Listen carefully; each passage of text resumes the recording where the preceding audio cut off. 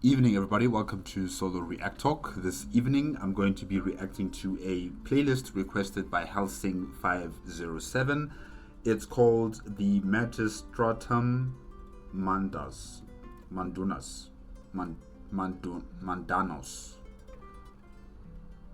Yes. made on the Black Pants Legion YouTube channel. The first episode is called Grigglak, Fly Real Bird.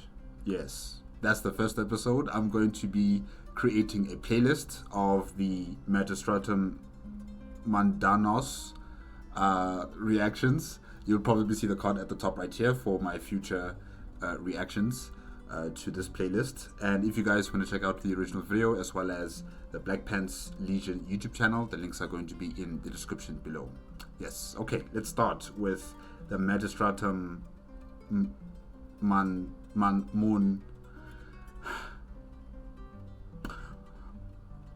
Yes, I'm sorry. I'm sorry.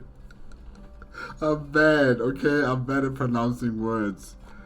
Oh, Mundanus.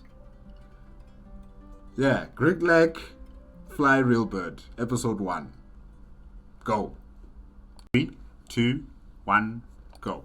Howdy there, folks. Welcome to the Magistratum Mundanus. I'm Tex, and Mundanus. Okay, alright. I'll try to remember. That's how you pronounce the word. Magistratum Mundanus. DM this game you're about to listen to. The Magistratum Mundanus is a homebrew set in the marginalia of Warhammer 40k. At least the Warhammer 40k I remember. The dice rolls and reactions are all very real, as is every single fuck up. Hold on, there's some names here. Uriah, okay. Goat. Huh, looks like a PDF soldier. Okay.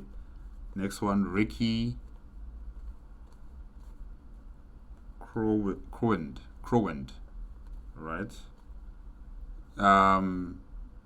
Looks like a gunslinger of some sort. Maybe. Wait, do they allow? Maybe those are prescription glasses. I don't know. But he looks like a Astra Militarum soldier, you know, who likes holding 2 pistols. Okay. The man of the moment, Grigglak. Okay, Grigglak mad as Guardian. Alright.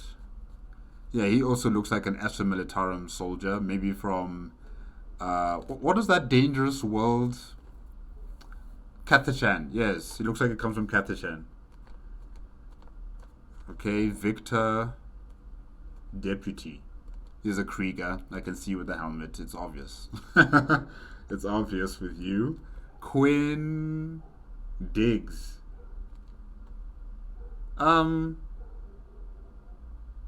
look like a rogue trader with that fancy hat and the saber. Yeah, you look like a rogue trader. Interesting. So without further ado, let us begin our first episode. Grigglak, Fly Real Bird.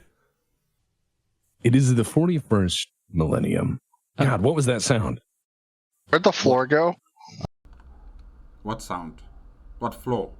What the fuck? Really? Really? I did that. That was me. Okay. Dude, Tex, I told you this was going to happen. I said the second we start, the table's going to explode. I said it is the 41st millennium and the table exploded. You know, the world can't accept that it goes beyond this year. Oh no, it's doing it again. What do they mean it exploded?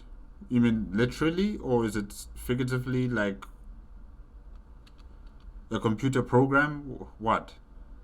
The ceiling is above us. Yeah, that's what I keep saying.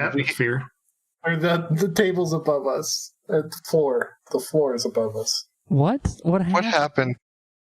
Oh no! What? What is that? How did the penis is floating around? Okay. Hey, we did it. Oh, It is there we the go. 41st millennium. This is gonna be awesome. Oh my god.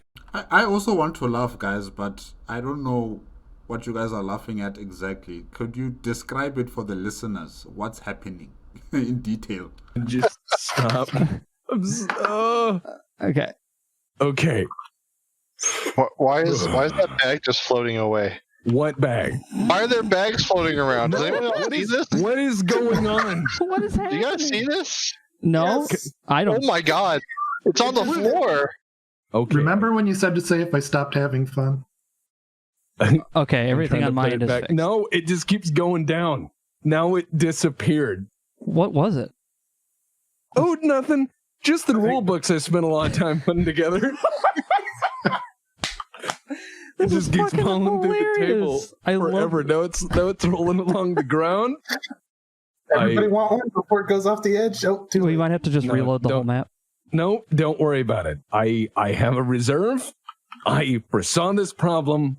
Take your fingers off your face. That's my job. All right. Man, that is a nice looking book. I am having so much fun.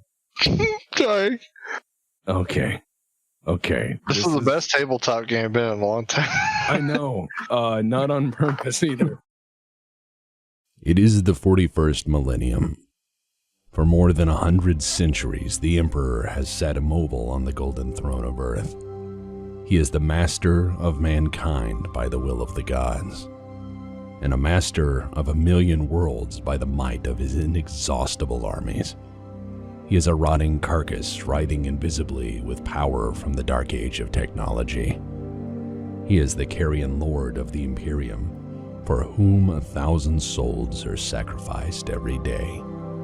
I like the music in the background. Yeah, it really suits. It sets the tone and mood, I think. It's nice. Good choice. So that he may never truly die. Yet even in his deathless state, the Emperor continues his eternal vigilance. Mighty battle fleets cross the demon-infested miasma of the warp, the only route between distant stars.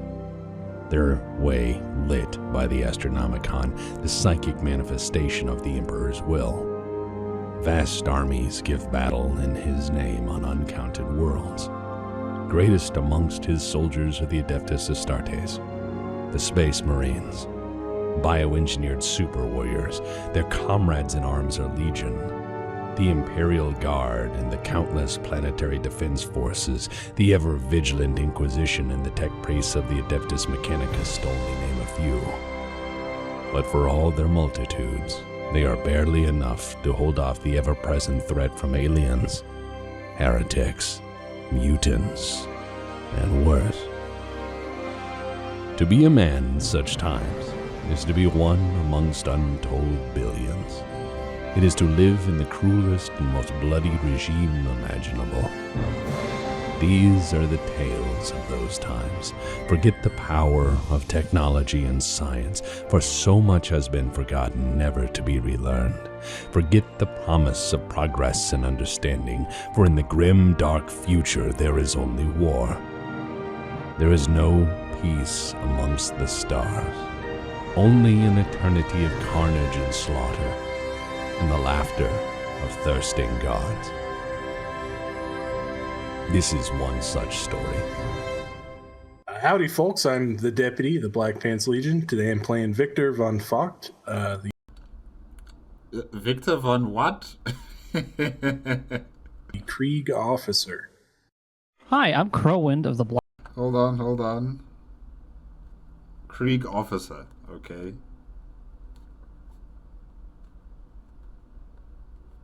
Okay. Black Pants Legion, and I'm actually playing a guy named Ricky City, who is a gunslinger slash scum hiver. Oh, so you're not a Astra Militarum soldier. You're a gunslinger from a hive city. Basically a gang member, okay. I'm playing Uriah Hobson, a adept of the Administratum from the far-off Void Station. Oh, you're an adept. I thought you were a PDF soldier. Alright. Well, now that I look at it, you all wearing the same clothing. Yeah. Even the helmets are the same. Except for Quinn. Quinn's got a very flamboyant feather draped helmet on him. Alright. I'm Sir Diggs of the Black Pants Legion. I'm playing Quinn, or full name Quintos Tantor, from a noble world named Chromanova. He's an Imperial Psyker with a lot of underground connections. Wow. So you're nobility and you're an Imperial Psyker. Interesting.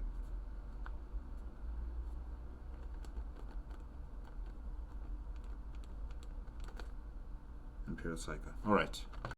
This is Matt Asgardy, and I am playing Grigglak, son of Grigglak. Okay. Is that it? You don't have any profession? And that's all that needs to be said. I ain't afraid of Ironbird. His middle name's Grigglak. Oh my god. That's wonderful. In the years after the Macarian Crusade, there Wait. Is this the person who's talking, is it the game master? I didn't get his name. Oh no. Alright. I might have to go back to the beginning of the video. Maybe he did announce his name, but I didn't hear it. Yeah. Sorry about that. was the turbulent period of the Macarian heresy. The greatest generals of Lord Solar Macarius's army all turned on one another, each trying to carve out their own empires among the stars. At enormous cost, the Imperium mustered titanic resources to restore order, punish those in rebellion, and bring the shattered worlds into imperial compliance. Bringing the new worlds of the Macarian Crusade into the Imperium has been a difficult process, and has required significant investments to ensure those worlds, not outright destroyed by the Crusade and heresy, don't fall to darkness, misery, and death. You have all, either by want to escape your previous lives, or having been drafted for the purpose at hand, joined an enormous undertaking. Each of you has traveled vast distances on bulk freighters to the newly settled, if not occupied, worlds of the Segmentum Pacificus. It has been 25 years since the end of the Macarian heresy, and the worlds are in desperate need of new workforces after having been depleted. Each of you has seen the opportunity for a fresh start. A Krieg officer having a fresh start? A Imperial Psyker having a fresh start? No. No. Maybe with the others, the Adept, the Grigglak, as well as Ricky, the gunslinger from a Hive City. Yes, they can have a fresh start on a different world. But when it comes to a Krieger, their duty is to die on the battlefield for the Emperor. There is no life for a Krieg soldier. There is no happy ever after. Their duty is to fight and to die for the Emperor. You know, they've been genetically, cloned and copied for that specific reason, I think. I could be wrong about that. In the comment section, you guys can correct me. But, you know, a Krieg soldier is not supposed to have a happy ending. Their happy ending is dying on the battlefield for the Emperor. The Imperial Psyker, your duty, like if you don't have a job as, someone in the Novus Nobility or in the Astra Telepathica, you're going to be sent onto a black ship. You're either going to be sent to a Psi Titan to be used, or you're going to be sent to the Emperor to be absorbed. Or you'll be joining part of the Astra Militarum's, Psyker divisions fighting on the battlefields. But you can't have any freedom. You're too dangerous to be left alone. You have to have someone around you to watch you 24/7. You know, psychers are not welcomed in society. So what type of life will this psyker have on a new world? Amongst, you know, superstitious people and people who fear psychers. All right. Interesting. A Krieger and a psyker having a whole new life, a whole new existence. Or has seen the benefit in running from your old life. So after many months in transit, enduring the horrors of the war, in cramped quarters, the day has finally arrived. The flotilla of trade ships, bulk carriers, freighters, and even a few rogue traders, if the rumors are to be believed, has arrived in orbit around yet another world of the Imperium. Loudspeakers announce it is time to leave your berths and report to the shuttle bay for immediate transport to your new lives. What's everyone doing as they wake up in their berths to this loud klaxon coming on and just going, "It is time to report to the shuttle bay. Sleeping is done." It's just thundering through the halls. Your new life begins. Can I hear the engine rumbling from where I am? It is slowly dying down. You feel that. It is. The engines, or wouldn't you be hearing the, what are they called again? The retro boosters. You know, as the ship comes into orbiting the celestial body. I don't know if it's a moon, or is it a planet, or is it the star of the system. I don't know, but wouldn't they need like retro? Are they called retro boosters? You know, the directional boosters to make sure that the ship stays in orientation with the celestial body. Anyway, sorry guys. It is like you are going to park in orbit. Okay, then Uriah just steps out of his hammock or whatever, or rope he was leaning on over the night, and just stomps 3 times as hard as he can on the bulkhead. And then he pulls out the iron icon of St. Eleni's piece around his neck and starts polishing it while doing the morning prayers. Okay, so you're doing your morning observation. Another day. Yes. Okay, cool. Mike, what's your fella doing? He just puts the pillows back over his face and he goes, ah. Mike? Who's Mike? All right. All right. Wait, is it Ricky? Okay, it's another name.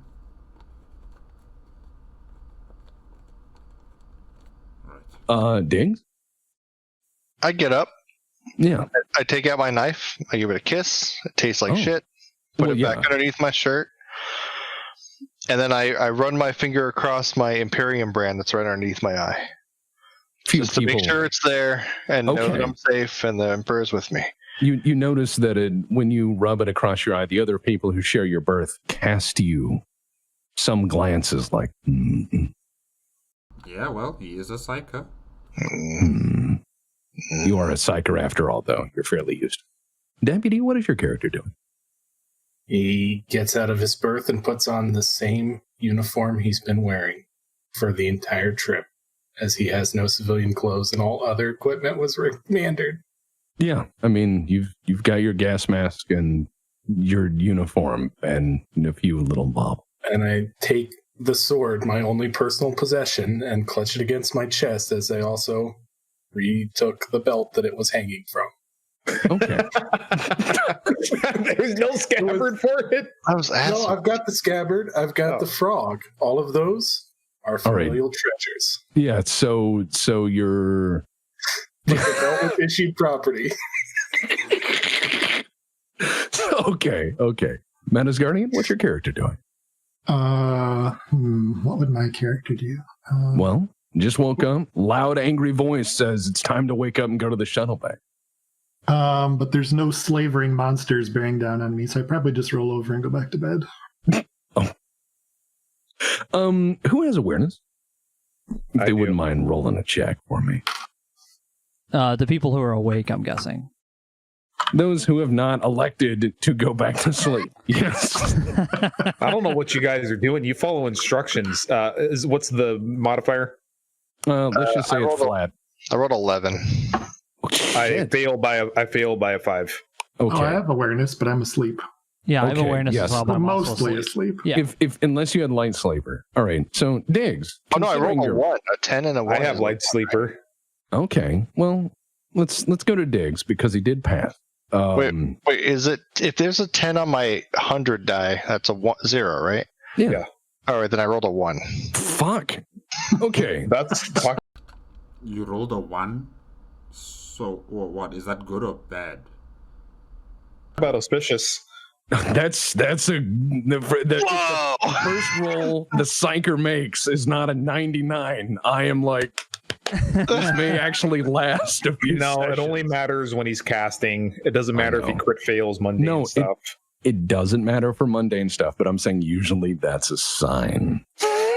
You know what I mean? Like, oh, this is going to be great. Yes, Magnet. Seems to just lulling you into a false sense of security. Looks like deputy disconnected. I don't understand how. I'm here, aren't I? Yeah, I hear you. I see you. Okay, well, I rolled an 8. That's weird. Wow. Okay. So that's good, right? You rolled an 8, it's lower than 10. By strange happenstance, Diggs, you look over and notice a man in a very officious-looking sort of uniform, clutching a sword to his chest and murmuring across the room. You and he, for some auspicious reason, or perhaps it's your family connection, are in one of the nicer staterooms, a stateroom with not only a door that locks, but a window. Wow. Okay. And compared to everybody else who are probably in tight, confined spaces, no windows, of course, no privacy, no security, and just a cacophony of noise as, you know, there's people who are living there, people who are working on the ship, servitors going back and forth. But Quinn has got some nice living space with security and a window. Wow. And as the ship pulls in and the engines die down, you notice a planet below you. And it's a world that you've not seen before. It's a world made of numerous smaller islands and the occasional larger landmass. Oh, okay. So archipelago islands, some continents. Not sure how many. Maybe 2, 3, 4 continents. Kind of like not Pangea, because that's like a supercontinent. Maybe like a Gondwana or a Rodana type of continent. Or continents. Yeah. Okay, interesting. And there's water. Yes. Archipelago, islands, continents. There's water. There's water on this planet. Therefore, you guys have won the lottery. You've won the lottery. You're going to be on a beautiful, verdant world with lush, biodiversity and environments, with deserts, with grasslands, with savannas, with tropical regions, with, just various different types of biospheres. And that's good. That's nice. Compared to the other worlds that belong to the Imperium of Man that have become overdeveloped, the ecosystem has collapsed, hive cities covering the entire planet, or an ecumenopolis, or a forge world, or any of these other types of nightmarish planets that the Imperium of Man have in their possession. You guys are on a paradise world. I don't know how long is it going to last like this. Hopefully more than a decade. Hopefully, the planet doesn't become overdeveloped like all the other planets in the Imperium of Man. But yeah, essentially, you guys have won the lottery. It could be worse. Far worse. Yeah. Okay. We know about the flora. Well, a bit. But we don't know about the fauna. Maybe the animals on the planet are dangerous. It might be like Kathachan here. You know, it might be like Kathachan where everything is going to eat you or try to kill you the moment you step foot on the planet. That might be a problem. But so far, so good. Continents, islands, that means there's water. That means there's seas, there's beaches. You guys can enjoy yourselves there as you're starting out your new lives. Yeah. So far, so good. As two largest landmasses are at the polar ends of the planet. Okay, 2 continents. Okay. And strangely, the world looks largely unspoiled by pollution. It is a very pretty planet, something you've never seen before. Good, good. Ew, water. What do you mean, ew, water? Oh my gosh. Voidborn gang. It's a structural weakness. You can't breathe that, you know. I can. You don't need to breathe water. You can swim in it. You can bath. You know, you're getting luxuries that people in hive cities can only dream about. You're getting luxuries on this planet that many people, trillions of people across the galaxy can only dream about. Breathe pollution. I can't breathe water. All right. So the klaxon blares louder. Anyone found loitering in the hallway and not the shuttle bay by disembarkation will be press ganged. Upon hearing that, he just goes, "What fuck? I'm wake. I was testing you, and okay." And then I like get up and I like don't even have my pants on. I'm just walking around. Ricky is a character. Ricky is a character. Right, and I'm like, Uriah wait, just like, go ahead. Yeah, go ahead. Uriah just like speed runs like, and amen. And gets up and shoulder and like struggles to shoulder his duffel bag, tucks the symbol back into his robes, and starts doing the scribe shuffle over to the shuttle bay. Who's got my fucking pants? Which one of you took my pants? Oh, it's right here. Never mind. And he puts it on. And he starts like tripping over his belt to get down there. Okay. Diggs, Manus Guardian, Deputy, you also deciding to obey the louding. Yeah, what I'll do is I'll put my foot underneath the bed or counter a minute, and I'll pull out my like cane, and I'll flick it up with my foot to Oh, you have a cane. Catch it midair. Just stare at the guy with the sword. No, you're gonna do a test to do that fancy shit. I'm sorry. You described something fancy. Roll for it. You have I got a 19. Fuck. All right. So you snap the cane up into your hand, all fancy like. And I look at the guy with the sword and I go, "Huh? Huh? No." All He's still staring forlornly at the structural weakness in this ship, which is the window. We're not gonna listen, dude. We're not gonna be on a ship very long. Let's go, or move out of the way. He's in the way, right? So low numbers are good, right? Yes, correct. We're rolling under your stats.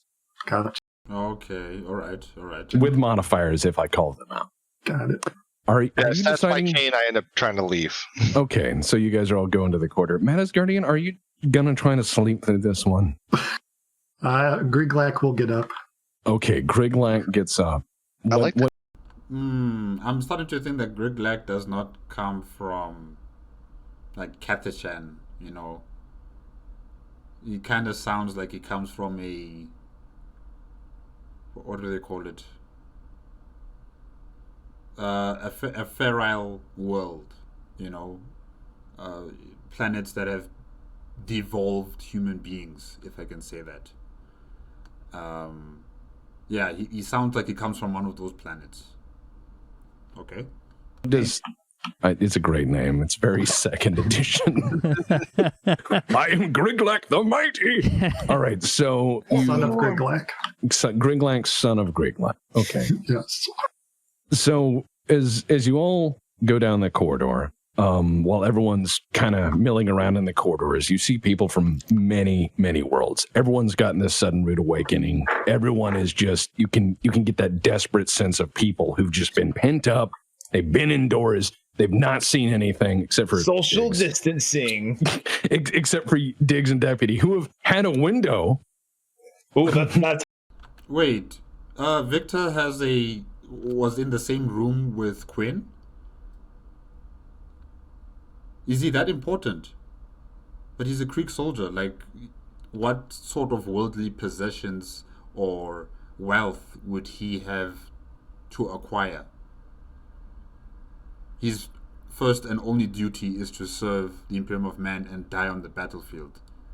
Why would he be put in a very luxurious accommodation with Quinn and not be with everybody else in the dark, cramped spaces below the ship with Grigglak, Ricky, and Uriah?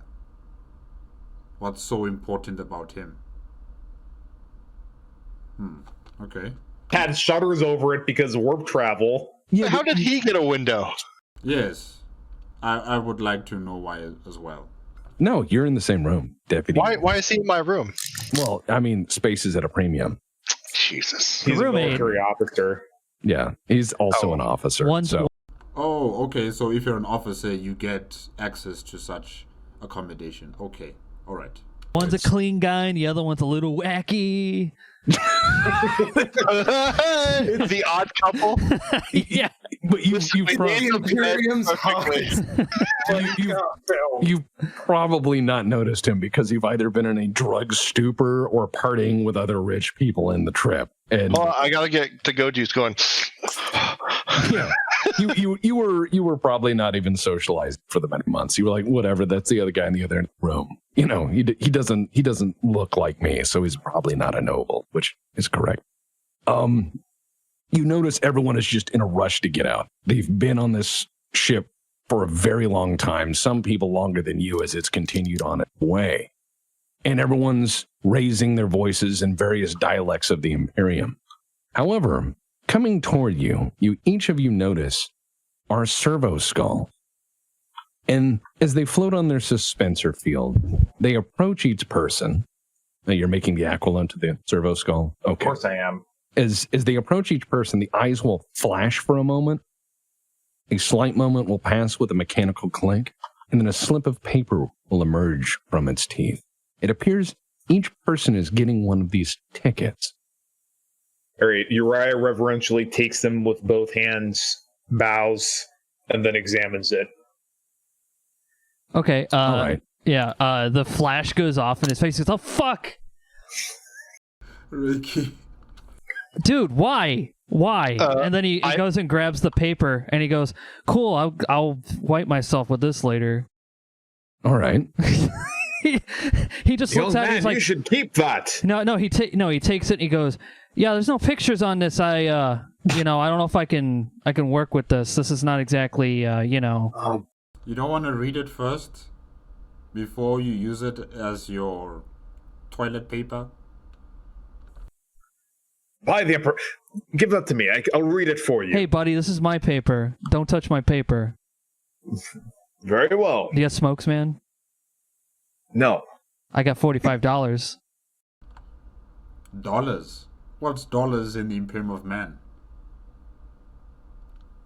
What heresy are you spouting here, Ricky? Be careful. Be careful. Well, that's a good deal, but This will be some good rolling papers for later. I'll just put I it have back not here. been issued any smokes. I'm just gonna roll it up and put it back. I'm like, dude, that's gonna be some good rolling paper. You know how the Interium has like a ton of good The Interium? rolling papers. He's already walking off back towards the bay. That's all right. The Interium, is that like the decorator squad? Oh my God. I like it. the Ministry of the Interium. He's doing so many of these Rickyisms. Fucking hilarious, and I'm trying not to crack up.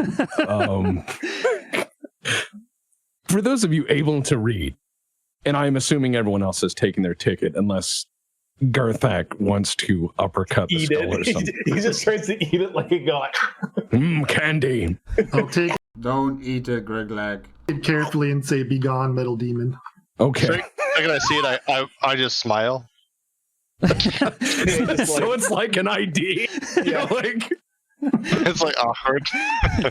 No, you do like the duck clips, like. oh. I heard this was big in on the Imperium. Oh my god. All right, so Goat, you said you wanted to examine it. Yes, of course I do. That's probably like instructions. Yes. It says, the most noble and accurate Adeptus Administratum has found you ideal and necessary for the labor pools of Macarius Minoris. Macarius Minoris. Okay. That's the name of the planet.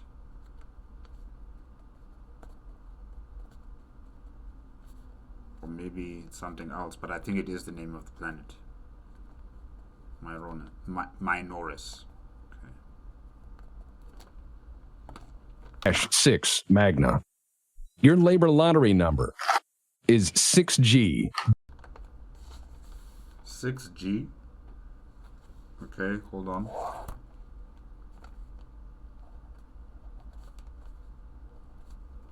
Dash FE dash 65-1A. I'm writing 2 copies of that. Okay.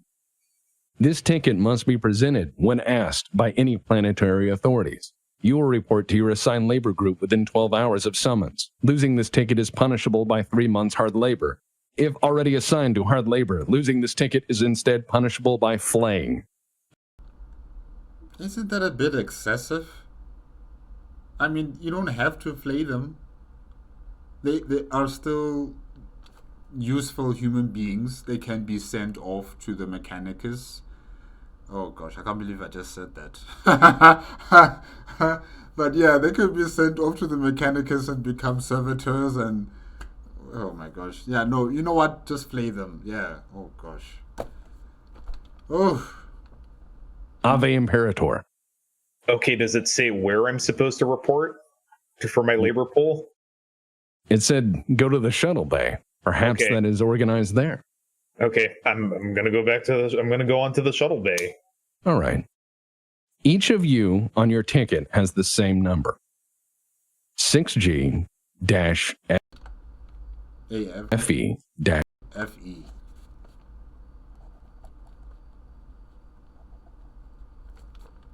Dash 65 dash 1. All right. Sorry about that. I had to get a pen. I get another one of these like note cards. Yeah. Just write it down on a note card here. I have one written down here. You can just copy paste it. Okay. Yeah, there. Cool. So, by some strange circumstance, it appears as though all of you in the party have the same labor number. Isn't that fun? Wow. That'd be weird if I split everyone up. Just for no reason. Just 1v1 the whole campaign. 1v1 the whole campaign for like 20 sessions. You're like, that game was really weird. I was a street cleaner. Yeah, fuck. So loudspeakers interrupt the murmuring of the crowd as each person is like trying to read this and make sense of what the fuck do these numbers mean? And what do these numbers mean for the future? And the loudspeaker. They are your identification documents or card. Yeah. You lose it, you're in trouble. Your Tannoy comes over and says, "Attention, Imperial citizens. Proceed toward the shuttle bay immediately. Present your tickets to the shuttle operations staff for efficient transport. Malingering is punishable by press ganging into engine core cleaning work teams. Do Yikes. And there, it's a sure death. not dawdle. Ave Imperator." Ave Imperator. Ave Imperator. I'm gonna turn towards like the bootlicker behind me, which is deputy, and be like, "Why is everything punishable here? Everything." Welcome to the Imperium. Everything is punishable in the most extreme ways. Everything is punishable. You talk the wrong way, you're punished. You walk the wrong way, you're punished. You say the wrong things, you're punished. You pull out your gun at this particular moment, you're punished. You worship the wrong God Emperor, you're punished. Everything is punishable. It is the way of the Imperium. He just has that like the look. The worst they do is like take away my fondue fountain. You have a fondue fountain? Wow, Quinn. It is Quinn, right? Yeah. What? You know, the one with the cheese next to the one with the chocolate milk. They take away my chocolate milk if I'm really bad. What is this chocolate milk? I have heard. No, I'm not there. Yeah, I'm just like scribe shuffle to the second fastest speed, because any faster would be improper decorum and probably end up to you knock people over. Well, of course, you must be unobserved and unobtrusive at all times. Of course. All right. So I want to float through the area like, So I'm assuming everyone is shuffling toward the shuttle bay at this point. As fast as the crowd allows. Yeah, no, I'm totally moving along, and I'm just looking around at people in the crowd, and I'm trying to get ahead of everybody. Oh. Yeah. Well, you actually have that ability being a hybrid. You actually have accustomed to crowds. Go ahead and... Hybrid? What, is he a mutant? Make me... Actually, let me double check. It's straight up, he doesn't even have to roll. Crowds are just like open terrain for him. He just like, hey, excuse me. I know that. I was going to have him do an awareness check to see if he notices any while he crowd surfs through. Sorry, I don't mean the backseat. Yeah, no, it's Mr. fine. Backseat DM. No, it's fine. He's experienced. Which dice do I roll? You're going to roll the D100, which is the 2 dice. Okay. These 2 dice right here? Yeah. Okay. So roll. Yeah, just highlight them both and hit R. Oh, wow. Look at that. So you got a 90. You notice that the crowd is not just one large organism, but is in fact made of numbers of people, each of which being distinct and different from one another. Aside from that, you learn nothing. Wow. There's nothing there to obtain. That's honestly pretty. I wasn't. I'm no wiser. Yeah, I'm like I'm gonna get those hash browns. I'm just trying to get ahead of everybody. Hash browns? What's that? It's not. You know what? Okay, there might be hash browns. He doesn't know. He doesn't know that there's not. I'm assuming it's lunch. Or breakfast call, and he doesn't want to be late because he's from a hive world where getting free food is like holy shit, part of the work shift. Yeah, so that's why he's going like, get the fuck out of my way. Not that you've ever worked a day in your life, but so hash brown is some sort of food. Okay, but what we know from the hive cities, what you guys eat there, it's not really nice. It's you're eating other human beings. You're eating the dead essentially. But hopefully on this new world, Macarius Minoris, you'll be able to eat the fruits, the vegetables, the animals of this planet. Yeah, hopefully. And you won't be eating human grounded gelatinous paste of some sort. Yeah. I mean, I work pretty hard. I go down, I collect, bottles and stuff, and we sell them sometimes, and people buy them sometimes. I mean, it works because people still need bottles. It's kind of how it works. I mean, you get like 30. Okay, Ricky, we get it. So we get to the shuttle bay. Yes. Yes. So after being redirected at least a dozen times because of your bumbling or being lost or in different parts of the ship, through the enormous network of corridors, and after getting lost only a few times, you find the shuttle bay. An endless line of shuttles sits parked throughout the bay that stretches into the perceivable distance. Man, this ship must be like 4, 5, 6, 7, 8, 9, maybe 10 kilometers long. Wow. A line of shipboard officers is already processing people by work assignment tickets to board the appropriate shuttle, it seems. Mike, you are sadly not the first person. In fact, it looks like they're shuffling the truly magnificently rich off first.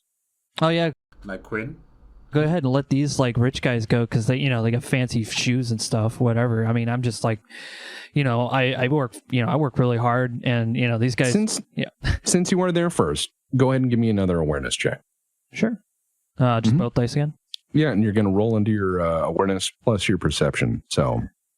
All right. Yeah, Uriah's looking around and seeing that he's I mean, or is it anyone other than the other 4-player characters? Okay. Oh yeah, it's just a mass of people coming in. It's like flights getting off. But they don't look. But they're not all scribes like me. Like No, it's everything. Every walk of life, from workers to the idle rich who walk by and look at you with disgust, like, who let them here?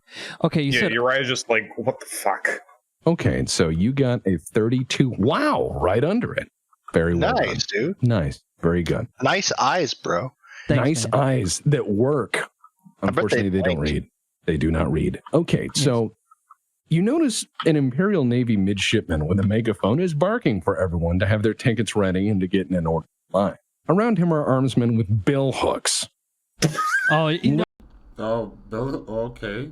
oh, he has seen these before. He knows what they. Yeah, this is the press gang crew. As warned of, they were in fact real. Yeah, and I'm like, hey boys, how you doing? You know, I'm getting. I'm like, what was a ticket at? And then he goes, Oh my gosh, you crunched it up. He just snatches it out of your fucking hand. He just snatches it, looks at it, and he goes, Shuttle G-17, you're going to Magnum Maximus. okay, You know where G-17 is? Magnum Maximus. Okay. Is that a settlement on Macarius Minoris?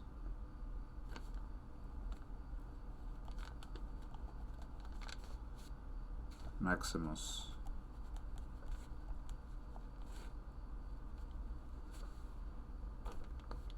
I mean, like, I my friend would, but I don't, because he's. Where's your friend? He got lost back there, so you probably need to flay What's him. his name? Corey Treverson. He's back Corey Treverson. there in the. Ricky. You're gonna have to roll for that. You're going to have to roll for that. Yeah, deceive. I don't know what you're trying to accomplish with this. He's not very smart. There's no He's accomplishment. nervous. He's nervous. There's nothing to accomplish. He's just a fucking weirdo. So where's Fellowship's solid though. what do I roll for that? You're going to just roll your fellowship because you have deceived. So, Oh, okay. yeah, you're going to roll into that fellowship, which is 44. Okay. Yeah, he's really fellowshipy. All right. Hopefully that works. Yep. Nice. Fuck. So, as you say, as the words Corey Treverson leave your mouth, the guy just does that look that you've seen on cops you've bamboozled in the past, and he Yes. starts going, yeah. Yeah, you got to be careful. I mean, I heard that they were like going to roll their papers up and smoke them, which I think is like illegal. Oh, that's illegal. It's illegal You'll in get the trouble. Imperium. Yeah, no, yeah.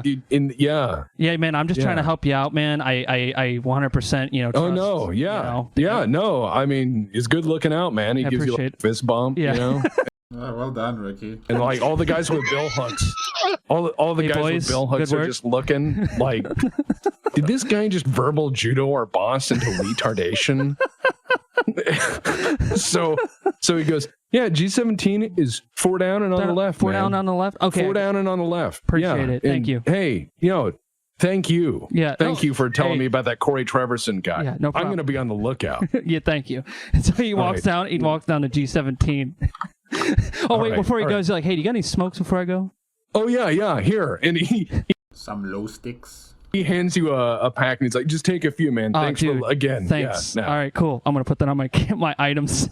You're taking all of his cigarettes? Well, how many do I get? Just one? No, he's offering you the pack. Like, take some. Oh yeah, I'll I take thought some. you said you were just going to take the pack, like, hey, thanks, and walk off. No, I'm gonna take like 3. Okay. Okay. And he just like nods. He's like, thanks for that heads up, man. You're in the third hanging out. Tucked behind the ear. Yeah, just like, all right. Yes. So- okay. Sorry, so- I'm not gonna smoke was- on the ship because I already got in trouble for that, so I'm not gonna do that. Yeah, no. I'll watch out for that Corey Treverson, man. Thank you. you. All right. Thank you. Cool. Oh, hey, So- I'm Corey Treverson. Someone else. So, okay, who's next going through the line? I'll go. One of the rich folks. I'm All right right. behind Okay, so he's like, ticket. I should have you flayed for such insolence. Speaking He's to an staring. Whoa. Careful now. Don't threaten officers that are directing you to a ship. That's a serious misconduct right there. That might land you into trouble. Serious trouble.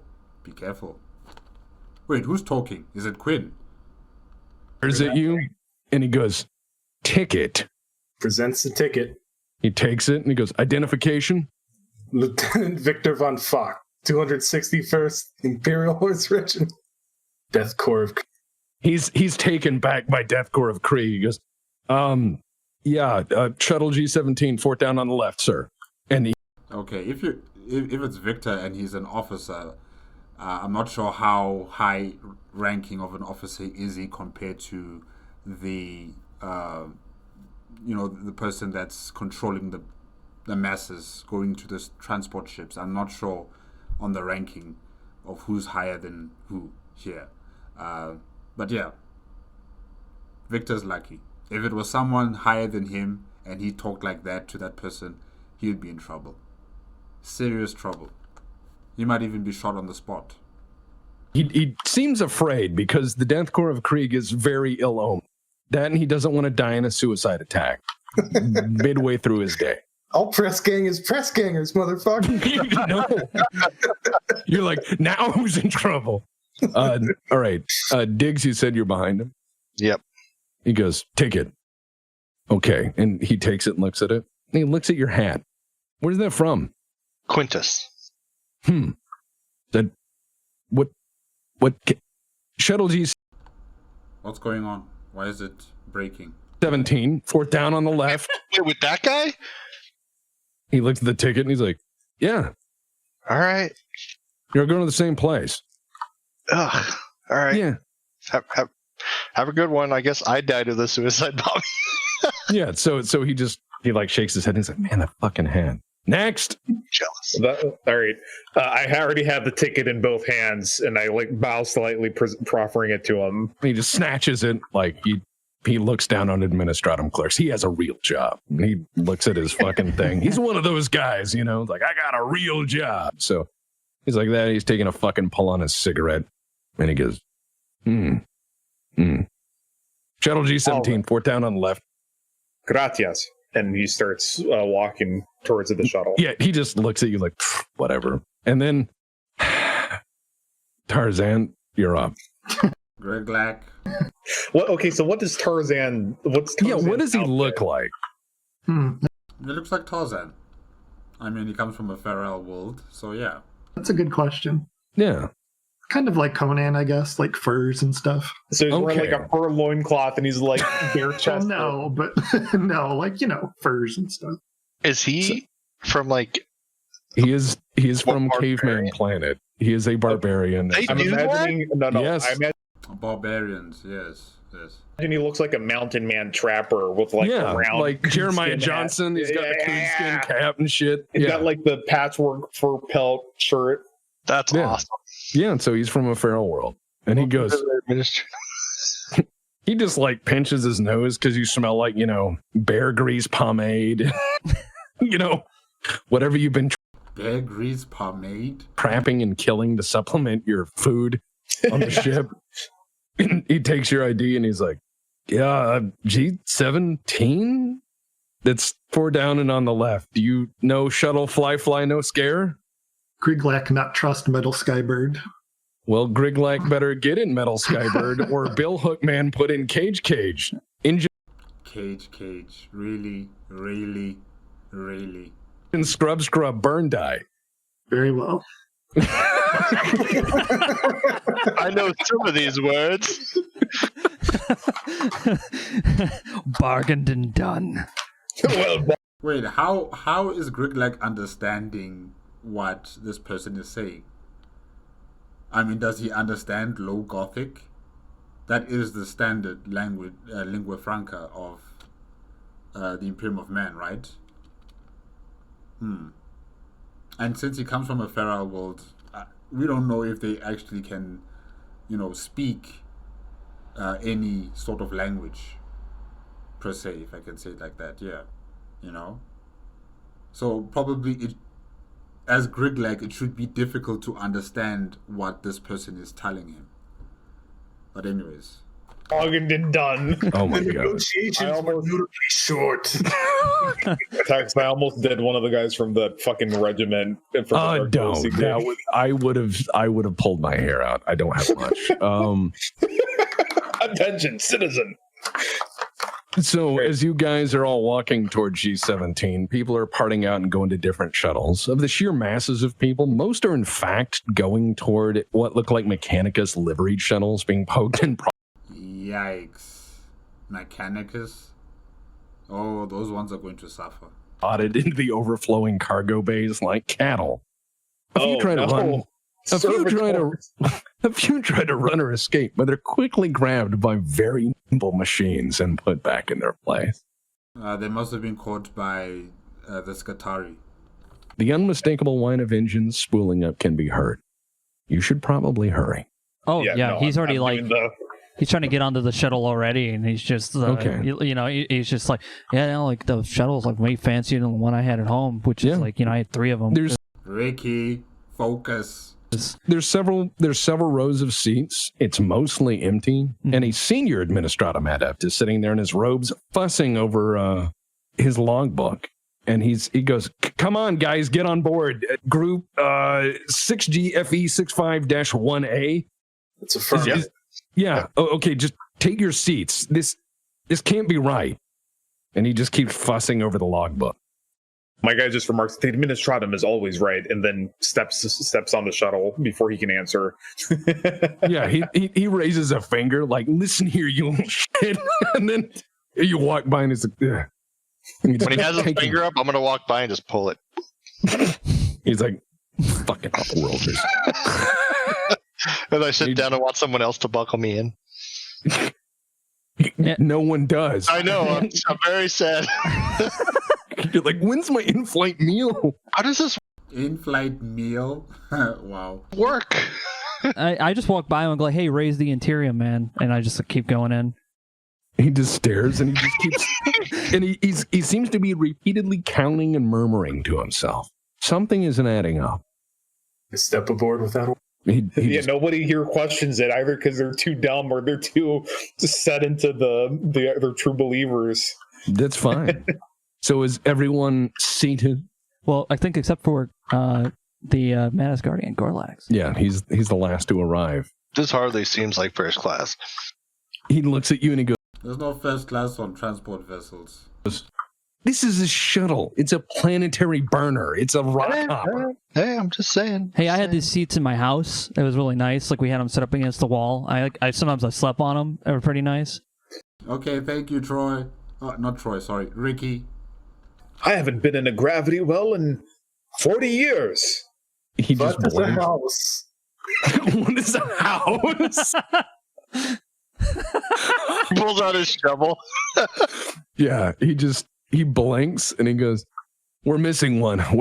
And he sees Manus Guardians. Grigglak? Grigglak come. Yeah, he looks down at the thing and he's like, Grig. How are you all? He goes, "How are you all in the same fucking labor group?" I don't do that. Lack. Sir, it's Or maybe it's just some sort of crude joke that the servo skulls, yeah. Maybe it's a crude joke that they've decided to put on these, individuals. selected randomly. No, it isn't. This is a work assignment. I don't do labor. You're gonna do it now. The Imperial Guard accepts all comers. He Just go where papers say. he goes. Metal Demon said to come, so I come. He just sighs and he goes, okay, this is none of my business anymore. Paperwork says you go, okay, you go. And he's like sweating. He's got the fucking veins sticking out in his head. Wait, he's yeah. I was gonna He needs to chill. Whoever this person is needs to chill. say, I'm imagining him as like a Jewish guy, like, oh my god, oh my god. Just yeah, no, out. He's I cannot believe this. No, he's completely verklempt. He's overcome by the vapors. He has had a long day. Yeah. He looks like he hasn't slept in a while. Every time he moves, papers fluster off of him like birds molting feathers. So remember, Ordnung muss sein. he just stares. Order. He goes, look, okay, the paperwork says you're to report to Watch Lieutenant Zeke Kelso with the starport, okay? Zeke Kelso. All right.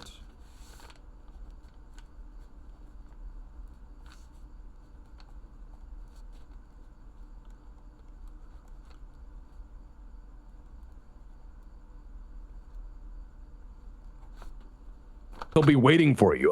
The Emperor protects. Kelso. The Emperor protects. Emperor does protect. Yeah, and he hits the button on the way out. The doors just rattles up on old gears and hydraulics.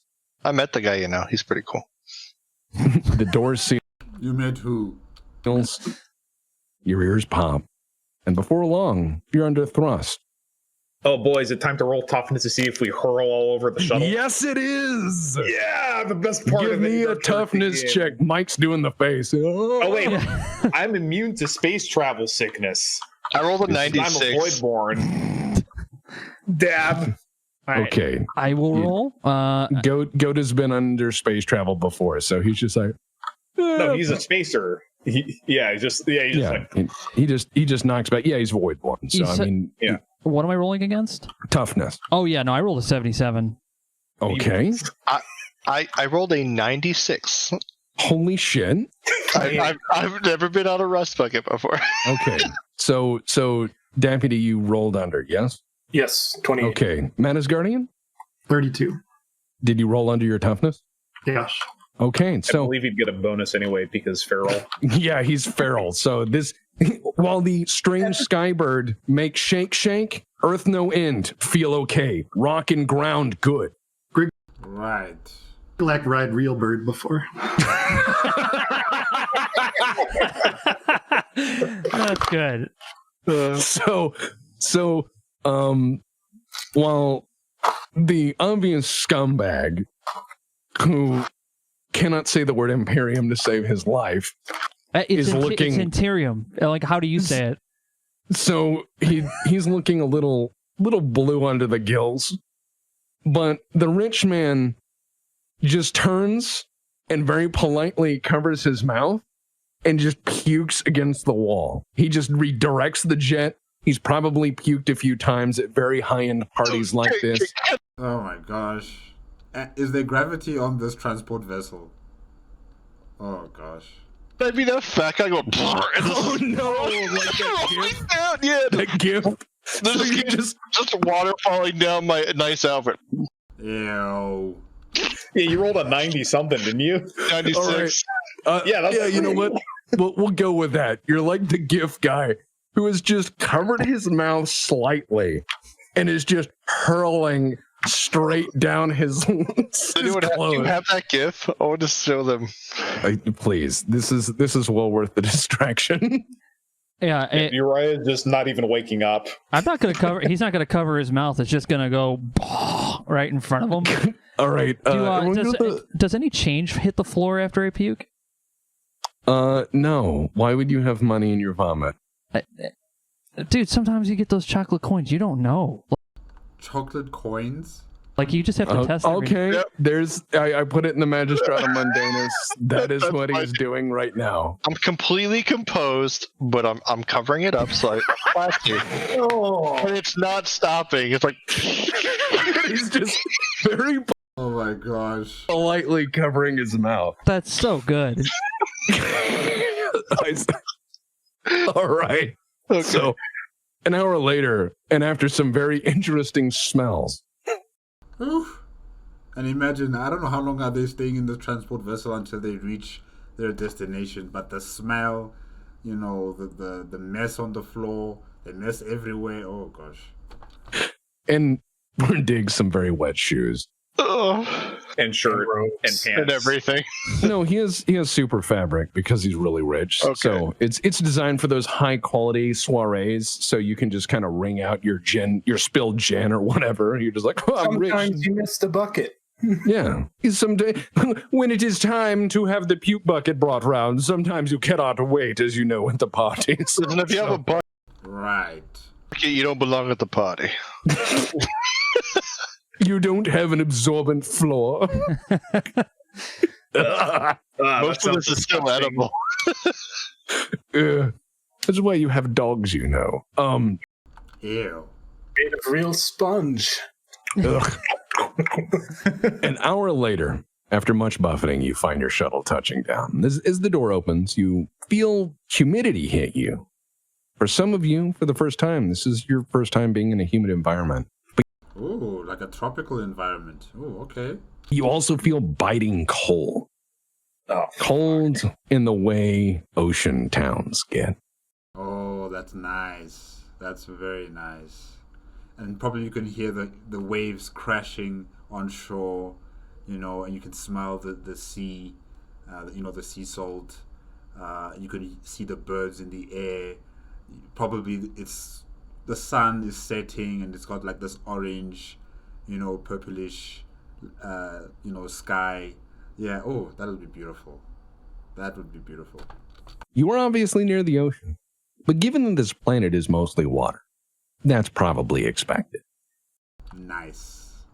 What's the air next smell thing- like? Sorry. Salt, spray, Puke. a little bit of fuel, and a lot of vomit at the moment. Okay. I think someone has to go and bath in the sea. Go jump in the sea. Go jump in the sea and go wash. Just checking. Now, I was Just, going to of say course, something, but I'll that let on. actually works well, so go ahead. Yeah. The next thing you're assaulted by, not only the humidity and the interesting smells mingling at the starport, you're assaulted by the loudness of the starport. Shuttles coming and going, shuttles taking off, leaving contrails behind them in their wake. Sonic booms thereafter as they accelerate toward the stars. And as the door hits the concrete with a scraping thud in the way only military doors really can, it is now time to disembark. Around you, as you walk out, is a massive metropolis, a city that stretches horizon to horizon. Oh no. They've already begun overdeveloping the planet. Soon that city is going to turn into a hive city. And from one hive city, it'll multiply across the entire planet. And then the water, or should I say the oceans that cover the planet, are slowly going to be boiled away due to industrialization and other, uses for the water. And then the planet is going to be dead. But hopefully that won't happen in your lifetimes. Hopefully, by the time you guys pass away, the planet will still relatively still be okay. Yeah.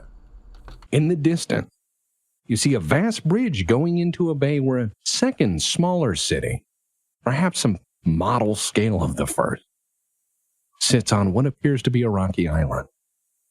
Far below, ground vehicles honk and run their engine in the mass of humanity trying to make their way through any given day. Sky bridges full of the teeming mass of workers of any imperial city requiring connect buildings at seemingly random levels. If the city wasn't well on its way to being a hive, it will be soon enough, judging by the sheer number of people being brought in. The shuttle officer says over the PA, "Get out, I have to go on the next run." And who puked? Nobody. I've already left the shuttle. You're just like, I'm not with these guys. Yeah, I also leave. I totally didn't. I wasn't the one who puked because my clothes is perfect. So you just shake it off and walk away. So is the sky visible Like that, once and it we goes exit this? Once I get out of the Yes, shuttle? yes. The starport. Yeah, Uriah just looks around like. But it's one of those. It's like being in downtown Manhattan, where the starport is a clear-cut area, but just fucking buildings, and they're building taller, construction sounds, millions of people running around, cars, sky cars for the rich. Man, I was hoping that the planet would still be very young in the settlement development, but yeah, they are accelerating. Yeah, but for like a couple, like, until somebody breaks him out of it, it's just like he's never seen something vast, like up close like this. So you take a few steps, and then you're like, yeah, because like he's seen spaceships and planetary bodies, but he's never been like next to something monumental like this. Who, Grigglak? Because he's a spacer. Oh, Uriah. sure. Can someone give me a awareness or perception check? I will. Yeah, I'll make one because I'm paranoid and I'm always on the watch. Hey, there you go. 36, which is a pass, assuming there's no modifier. No modifiers? Not at this juncture. Standard success. You hear in the background, just kind of echoing across the starport at a building in the distance of it. And you hear a very bored voice coming over a PA, but it's kind of distorted. And it says, disembarking personnel, report to the depot. It's a servitor. It's a servitor. For work assignment. Yeah, this monotone type of speech, it's a servitor.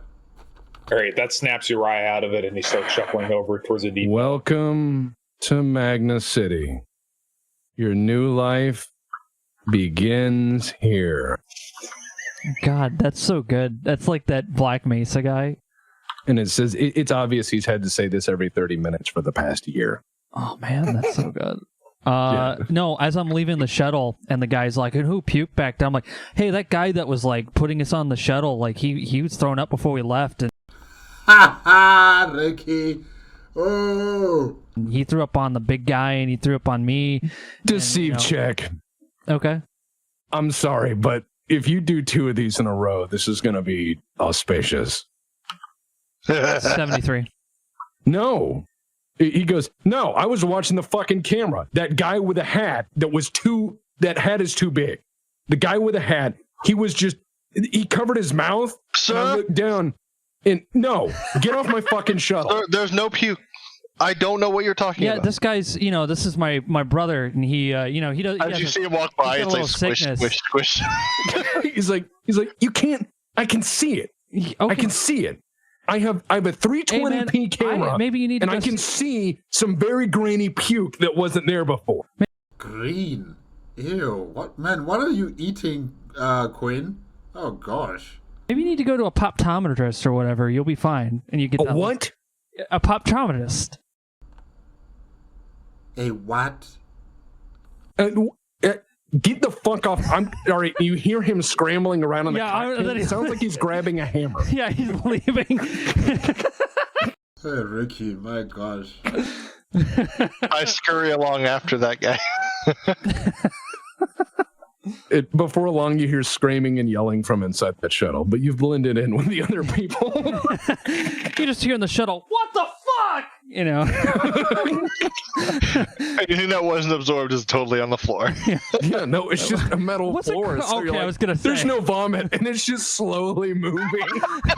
This is like carpeted, I thought. It's like slightly shivering, like some black with the engine running. Yeah, so it's just like jiggling a little bit, like a lizard on a fucking starter engine. Just he's like, I see it. Okay.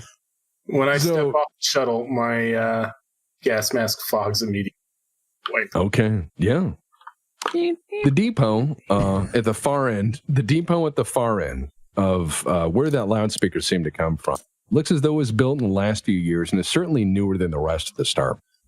Rows and rows of people from landing shuttles walk toward it and try to get the fuck out of the way of landing shuttles that don't seem to be slowing down all that.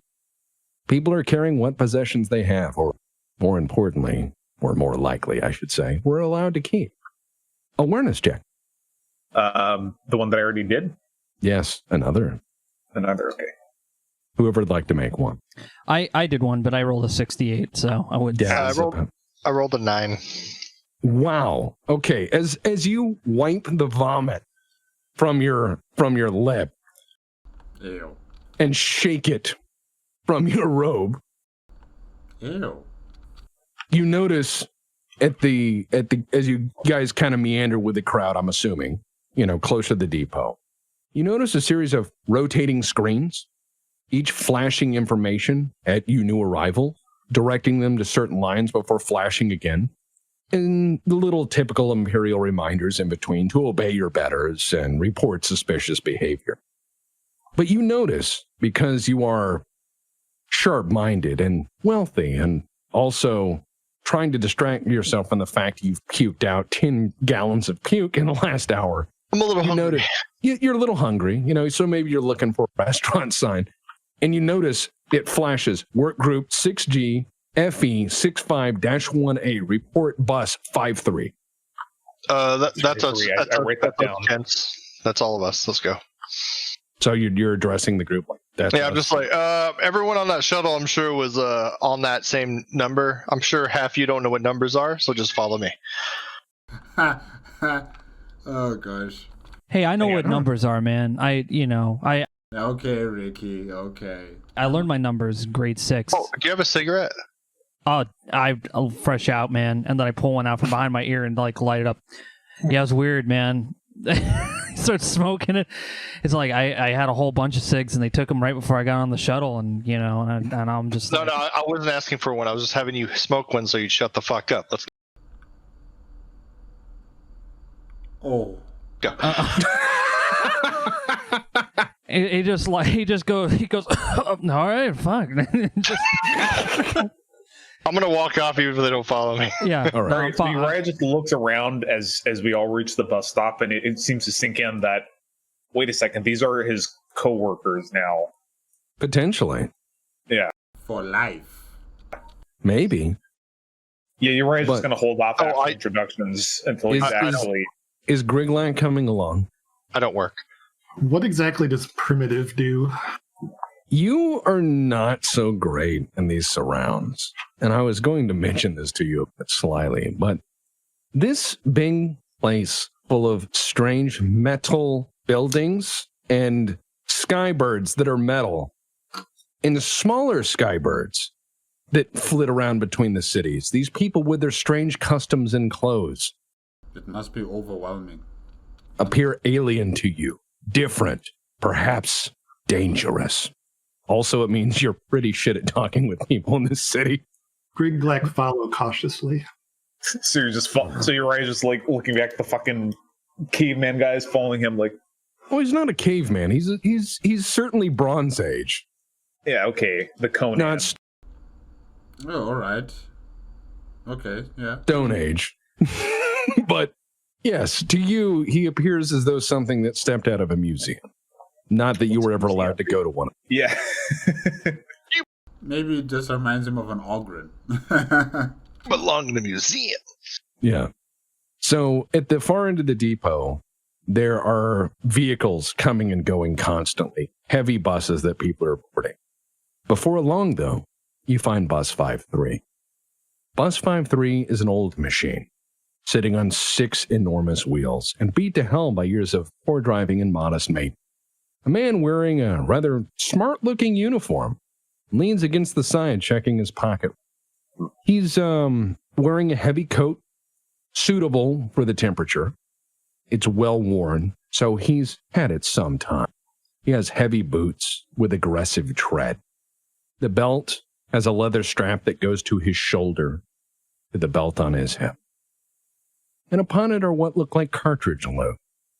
On his waist belt is a holster, manacles, and a truncheon. He looks about what you would judge mid-50s, with salt and pepper hair. He smiles as you arrive. His nameplate and badge are the same thing. On them is the insignia of Scales and the Imperial. He's holding a large satchel of seemingly weighted down to near bursting capacity. He goes, "Howdy, fellas. Y'all, group," and he looks at his thing, 6GFE something? Something. Yep. Yes. Is this Watch Lieutenant Z. Kelso? Yeah. Yep. I am Uriah Hobson, scribe, and he starts rattling off like some departmental adeptus administratum, departmental subsector majoris legal. You're not those titles anymore, Uriah. Those have now been stripped of you. You are now a colonist. You are a labor worker. That's what you are now. Those are the titles that you've acquired. Those are in your past life. Your new life in this city is now your designation as a worker. That's what you are. Records. Yep. Yes, I'm supposed to report to you. And he presents the ticket. Yeah, he just takes it and goes, cool, puts it in the bag. If you have a warrant for me... Why would I have a warrant? I don't know why I'm here. Yeah, well... But that's my number, so I figured this was like a bait and switch. But no, No, it's I mean, we've been asking for new bodies for almost a year now. Hell, fellas, I'd be glad to take anybody at this point. I mean, I'm glad we actually got them. Hell, just get on this bus. We're late, man. It's bad to be late for your first day. I hand on his shoulder and I say, "Relax, friend. It's not the penal battalion yet." No, not at all. No, it's a good job, man. You get 3 free meals a day. Ooh. Oh, school. You get a snappy uniform. You get a nice roof over your head. Ooh. You get all these perks, man. I tell you, it is the best job I've ever had. 3 meals free, and you get a roof over your head. You don't have to say anything more. But what's the price? There has to be a catch to this. It's just too good to be true. 3 meals. They're lucky. Ricky just looks really excited that you just said. Is he literally going to food. be called Ricky? That's his nickname. He has a real name. Street name. Now, look at his sheet. He has a real name if you want to know it. But yeah, he just looks around. He's like, dude, guys, I think we hit it, man. I think we hit the jackpot. Yeah, you did. Yeah, man, he did a great job, man. I mean, I know some people going up north at Mechanicus place, and you know what they do? They have them dig holes, and then when they die, they fall in the hole. Oh gosh! And then what happens?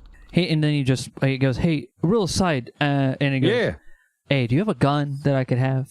No, I got mine. Do you know if I can get a pistol? Can I get a pistol? Yeah, I mean, that's somewhere? part of the job, man. Oh, awesome. It's part of the job. So what? You guys are like security? Okay.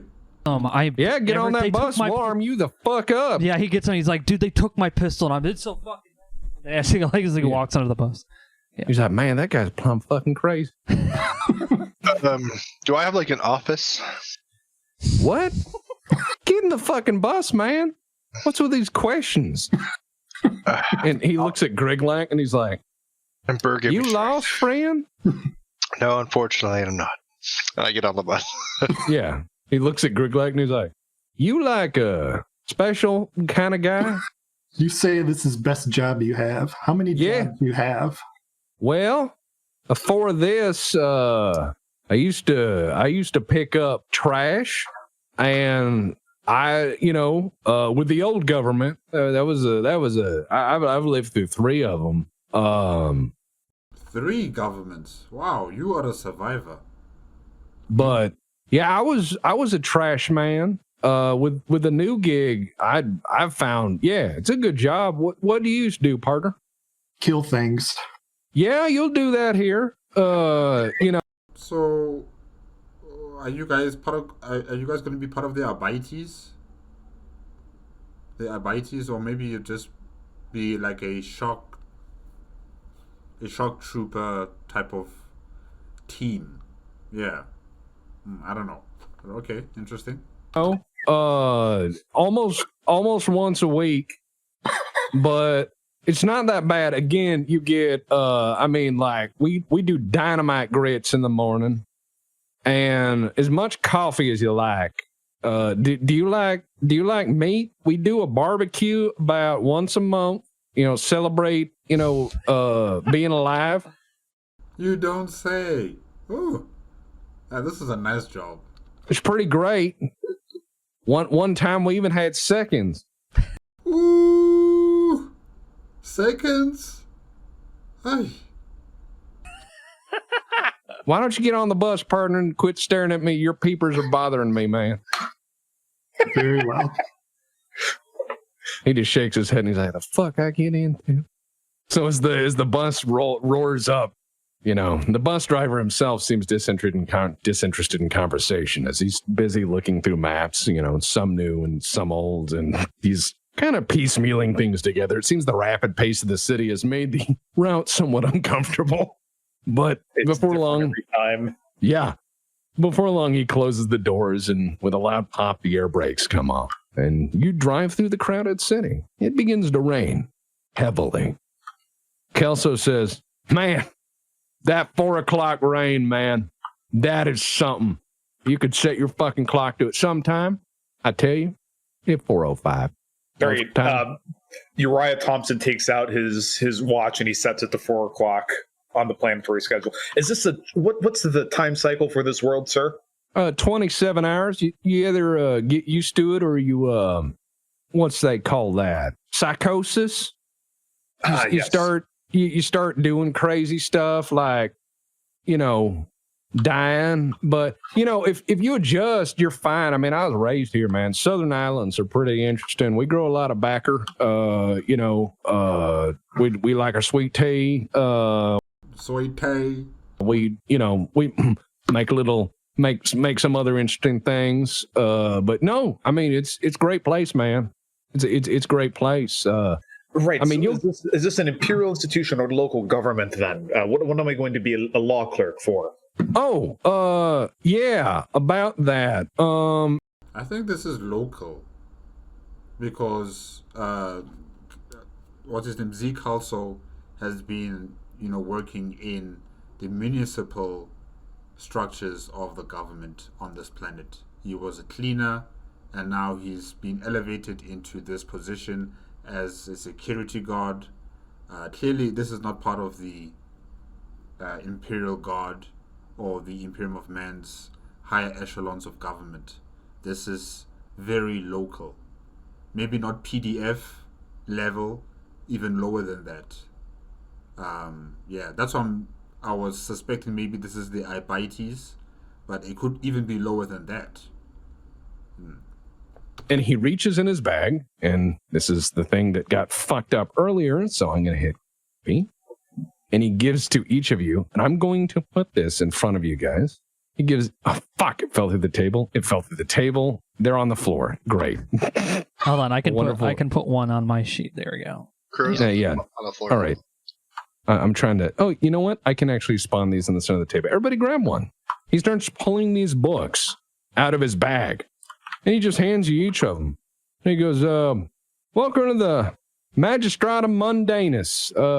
The imperial governor created this law enforcement institution almost 2 years ago to replace the interim government, which is after the first failed government.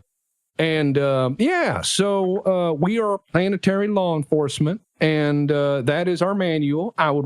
Planetary law enforcement. Yeah, they're not PDF, they're not the Ibites, but they are police, at a local level, at a municipal level. Okay. Recommend you get to read it. The paperwork I have says y'all were, yeah? Do you have like a riff notes or something so I can look at this later? No. It's not that many pages, man. Just read through it. Just says don't do this shit and do that shit. It's easy. Oh, yeah, no, I've already read it. It was, a lot of words and Ricky stuff, but I think it basically, yeah. I'm probably going to be really good, so it's good. Yep, sorry, go ahead. Oh, all right. He seems confused. And then he goes, well, I mean, just don't worry about it. This is an awful wet planet. You get a lot of rain. It's a fine home. Most people are pretty nice. They'll not shoot you for no reason. Y'all boys ready to work? Says the paperwork I have says you guys are law enforcement. A lot of years of experience. Who? Maybe Uriah, but everybody else, no. Law enforcement. Viktor fights wars. Quinn is a psyker. Grigglak, I'm not sure what was his occupation, but yes, he comes from a feral world. Ricky is a gang member.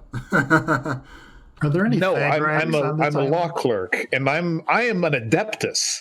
I shouldn't be press ganged into a local government assignment. I'm immune from conscription by sector decree.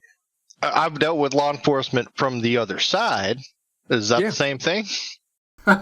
No, the paperwork said we request law enforcement. You guys showed up. That's right. I'm law enforcement. Deceive check.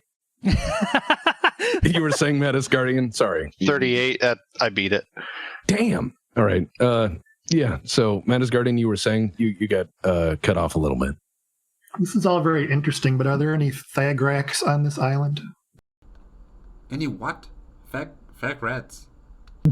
He's like, no. We got some pretty good restaurants though, and some gangs. And Sweet Day. Well, you'd know they're 9 foot tall. Grigglak means head squisher in my language. You'd know it's very messy. Oh, that sounds terrible, man. I'm glad you're here, man. That plan of yours sounds like a shit, man. Here, we ain't got none of that. We got a halfling gang though. You ever seen ratlings, man? They're like little people. But they're not friendly. They're not like the newsreels. They're not like dancing and singing in a candy cane house. They got like guns, man. And he goes, I like some of my best friends back at home were ratlings, because we oh man, yeah, they're terrible. They're terrible. Little they were bad. They always made the worst dope. I never really trusted them. Okay, Ricky. Just have a quick question though. What is that called? Law enforcement? Law enforcement. We're cops, sir. Oh, I know what cops are. I have a lot of experience with cops. Oh, that's great. That's what I love to hear. Of experience. I love to hear that. I love that, man. And he, of course, believes you, Dix, when you said, I have a lot of it. You guys seem very above board so far. Well, I complained that this is illegal. Yeah, he decided not to hear you. He thought you were joking. Yeah, I mean, like, Uriah doesn't know what to do if people just disregard procedure. Yeah, well, he needs to find out who to report him to. He'll wait. Yeah, he's the supervisor.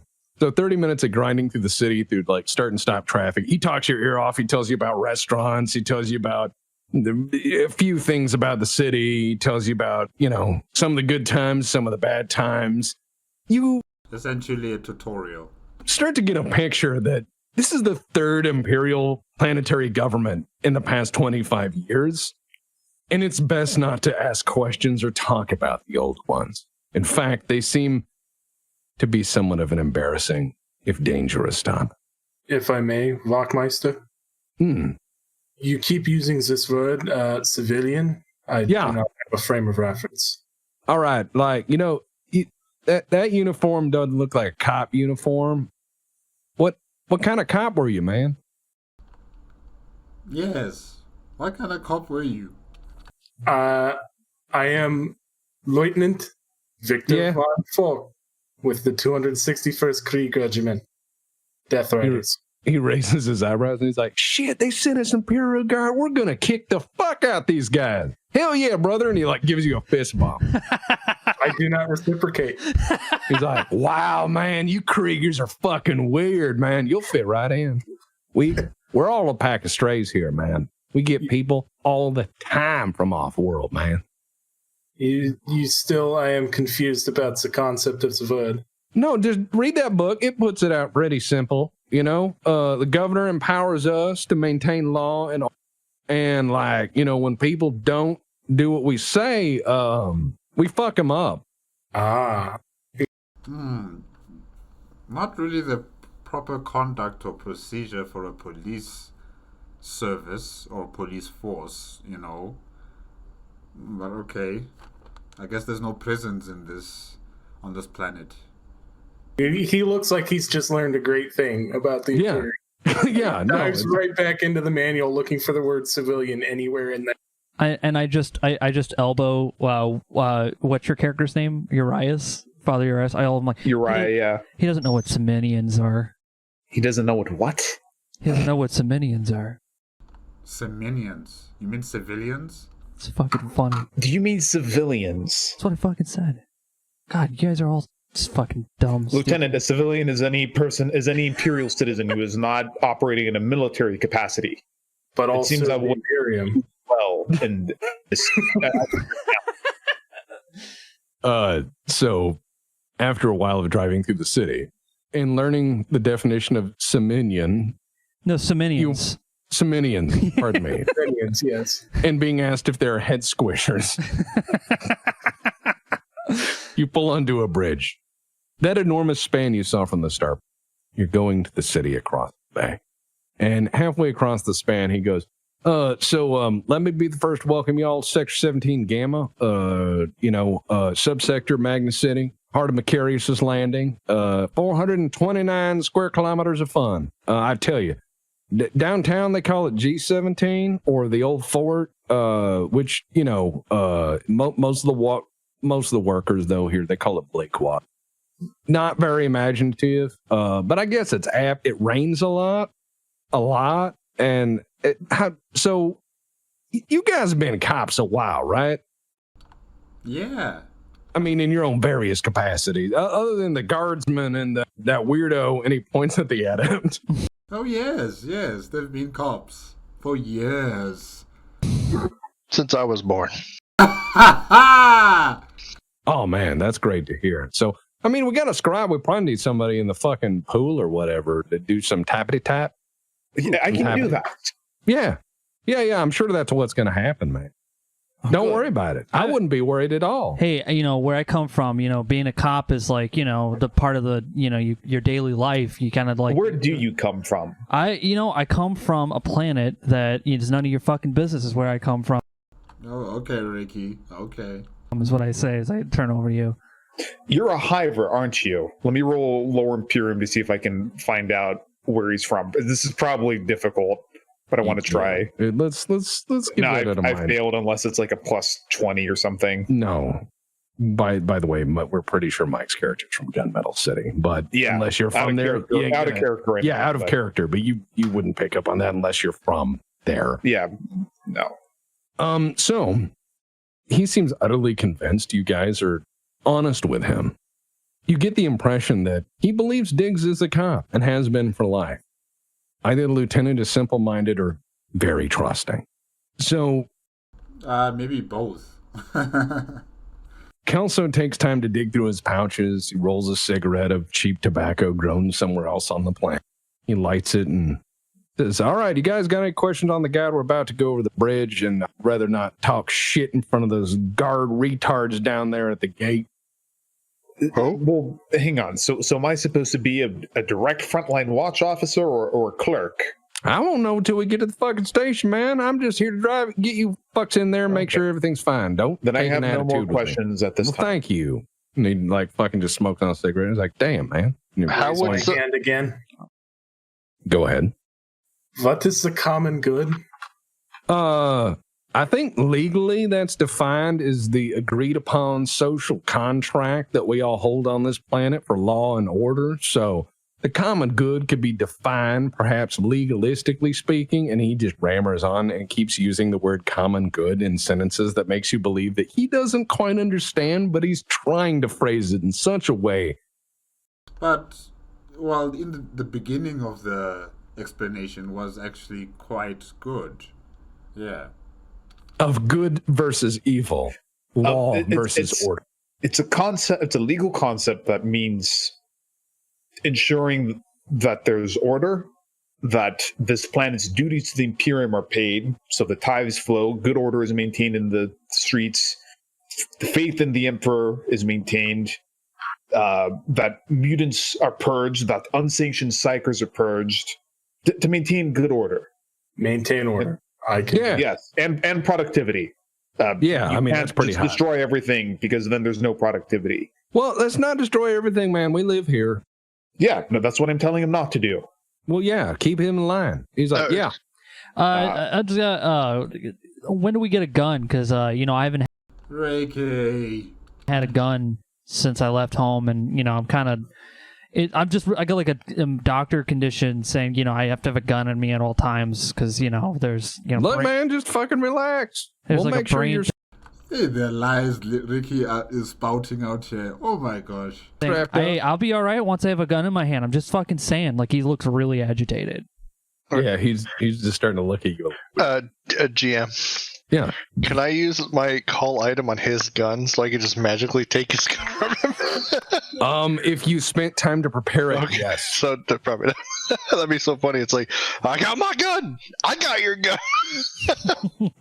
You could do it, but it would take time for preparing. But my guy raised his hand. Yeah.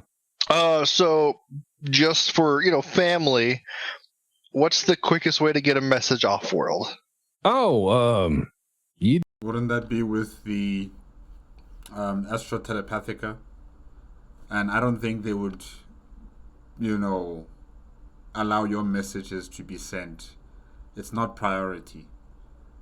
Maybe there is like a courier service that operates. Yeah.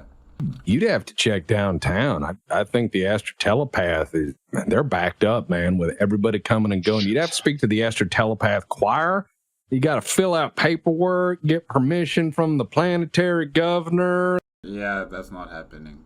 And I mean, I think it's a 6-month delay right now at best. And that's just a transmit. To receive might be 2-3 years. He just looks completely defeated. Well, you could probably put it in the hands of a courier if you got a decade. Also, it'd be expensive. I'm not worried about that. Yeah, no. Well, all right. I mean, shit, we don't make that money. So, at the end of the bridge, you notice that your passage is delayed. Notably, while the bus sits at a guard post at the end of the span. Soldiers from the PDF, the Planetary Defense Force, man this post, and they inspect the vehicle with hand mirrors, looking underneath for something before passing you through. In a few minutes, you pull up to a building marked in low Gothic as Watch House G17, Bleakwater Bay / Macarius's Landing Division. The building encompasses the whole block and is surrounded by a 6-foot fence topped with razor wire and broken glass. The bus pulls in through the gate. Fancy. Yeah. The bus pulls in. Well, it's cheap. You pour I feel right at home. I've seen it. No, you see that all the time in Rio with people that can't afford, nice fucking razor works. wire and shit. Yeah, it fucking works. So the bus pulls in through the gate, which closes behind you. Your lieutenant orders you out with, "All right, boys, we're here. Just follow me. Welcome to the Magistratum Mundanus. It ain't that bad. Free food, free rooms. Hell, they even let you use the car on your off days. You boys, by my paperwork, are being assigned to Delta, so I hope you're ready. Night shift can be pretty weird, what with the manpower shortages. Hell, why don't we just go around and introduce each other? I think that'd just be fine and dandy. I'm Kelso. I'm the night watch lieutenant. There's a day watch lieutenant. There's a captain. If you go to the captain, she'll break your fucking legs. So I wouldn't go to the captain. But yeah, if you got a problem, just speak to me or the guys at the duty desk. There's a sergeant down there, I think, most days. I'm not sure on nights. I ain't seen him. Yeah. You're mentioning all these ranks. What is our rank effective? Well, I won't know till we get in. I just know you guys are being put on Delta, which is night shift, which would be the purview of my work. Okay, what are the So he would be your boss, essentially. hours? Well, we have a 27-hour day, so night shift starts at 4 p.m. and ends when day shift shows up. What time does day Wait a minute, what? And what if they don't show up? shift show up?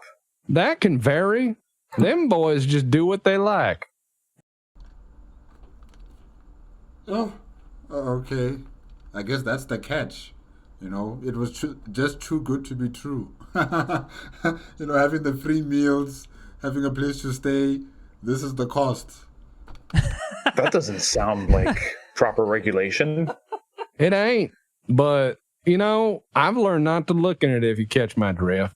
I see. What would be a worst case scenario in your experience? Sometimes the next day. What would be an average case in your experience? I don't know. I usually just go to sleep at my desk. You sleep on duty? Well, I mean, I live in my office.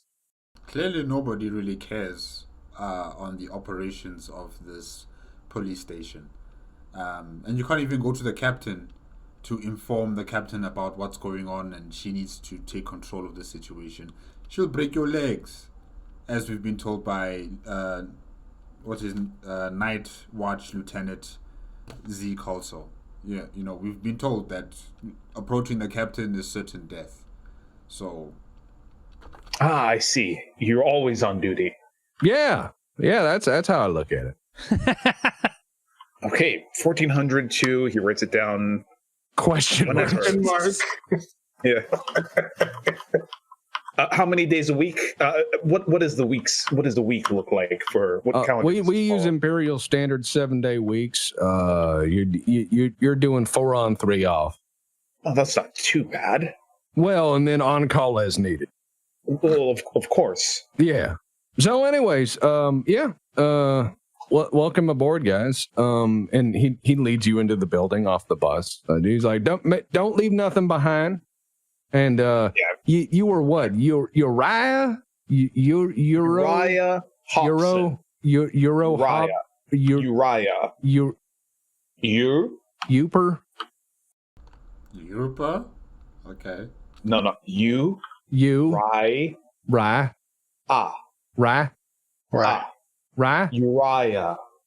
Okay. So very well. Yeah. Okay. And he points at Mike's character. He's like, "Your name?" Just call me Ricky. Okay. Do you need like a first and last name? That'd be helpful, yeah. Because it's Richard City. Richard City. Richard, yeah. City. I'll just keep to Ricky. But nice to meet you, Richard City. Oh, you got it. That's it. That wouldn't be a fake name, would it? Why would I make a fake name? Like, I don't just look out the window and go, my last name is Watterson or whatever. The guy that was my real name. Right. But my friends just call me Ricky. It's fine. Yeah, I will, Ricky. I'll be keeping my eye on you. And you don't have to keep my eye on me. I mean, I'm like, just a normal guy like everyone else here is like. Really, and he looks at Diggs and he's like, "What kind of hat is that?" It's very high fashion where I come from. Pretty wide. Yeah, I mean, the wider you are, the more berth people give you when you walk around. Like, because this is mine. Okay, yeah, all right, I see it. They know that I own the area I'm in because of my hat. What? You're also kind of like a target now, but yeah. Oh man, that's weird. What's your name? And he starts thinking. I'm just starting to think about: do I give him a real name? It's no point anymore. Quintus. Quinn. You can call me Quinn. Quinn, yeah, I'll do that. So Ricky, Quinn, Uriah, okay. And he points at he's like, Krieger? Was that? I have already given you my name, sir. Yeah, well, I've been up for 3 days, so how about a little less lip there, buddy? Only 3. Viktor. Dude, he was up the whole time we shared the room. Lieutenant, 261st, Death Krieg of Kor. Death Kor of Krieg. Yeah, Death Krieg of Kor. Death Krieg of Kor. I've had a long day as well. So he's like, Vic, Quinn, Ricky, Uriah, and then he goes, Caveman Johnson. What's your name? Grigglak. I am Grigglak, son Oh, Grigglak. Sorry. of Grigglak. Man, it's a weird day. So just call him Greg, man. That's what I'm gonna do. No problem, Greg. So he just starts. He leads you into the building. There's officers with similar uniforms to the lieutenant, though without guns. And these guys are manning the Vox stations or the typing on cogitators. There's that familiar smell of paper and things and lubrication oil. The nostalgia of the Administratum in any other place. The officer says, this is the civil division, guys. They ain't like cops like you. But, they'll be your help for making paperwork, get to the right place. And nobody looks up to greet you. They're just worn down by their job. Not even my hat. Like, this is very proper. No one even noticed. Doorways sideways. No one notices my hat. No one notices your hat because all they can notice is the endless paperwork in front of them. The world could end and they would be looking for the stamp. I understand. So the lieutenant walks through a stairwell and leads you up to the top floor. A few minutes later, he comes to a door marked Delta Shift and fishes for a key ring. And as he's jangling his keys around, he opens the door after a minute and pushes it open slowly, as though it were a tomb. He snaps the lights on, which flicker before setting into that low familiar buzz of artificial lighting. And inside the room are 20 bunk beds, all made in neat.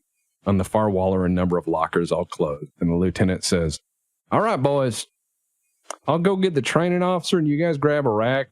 Training officer, I'll take you on a patrol and show you around, get you acquainted. Grab some food if you got the time.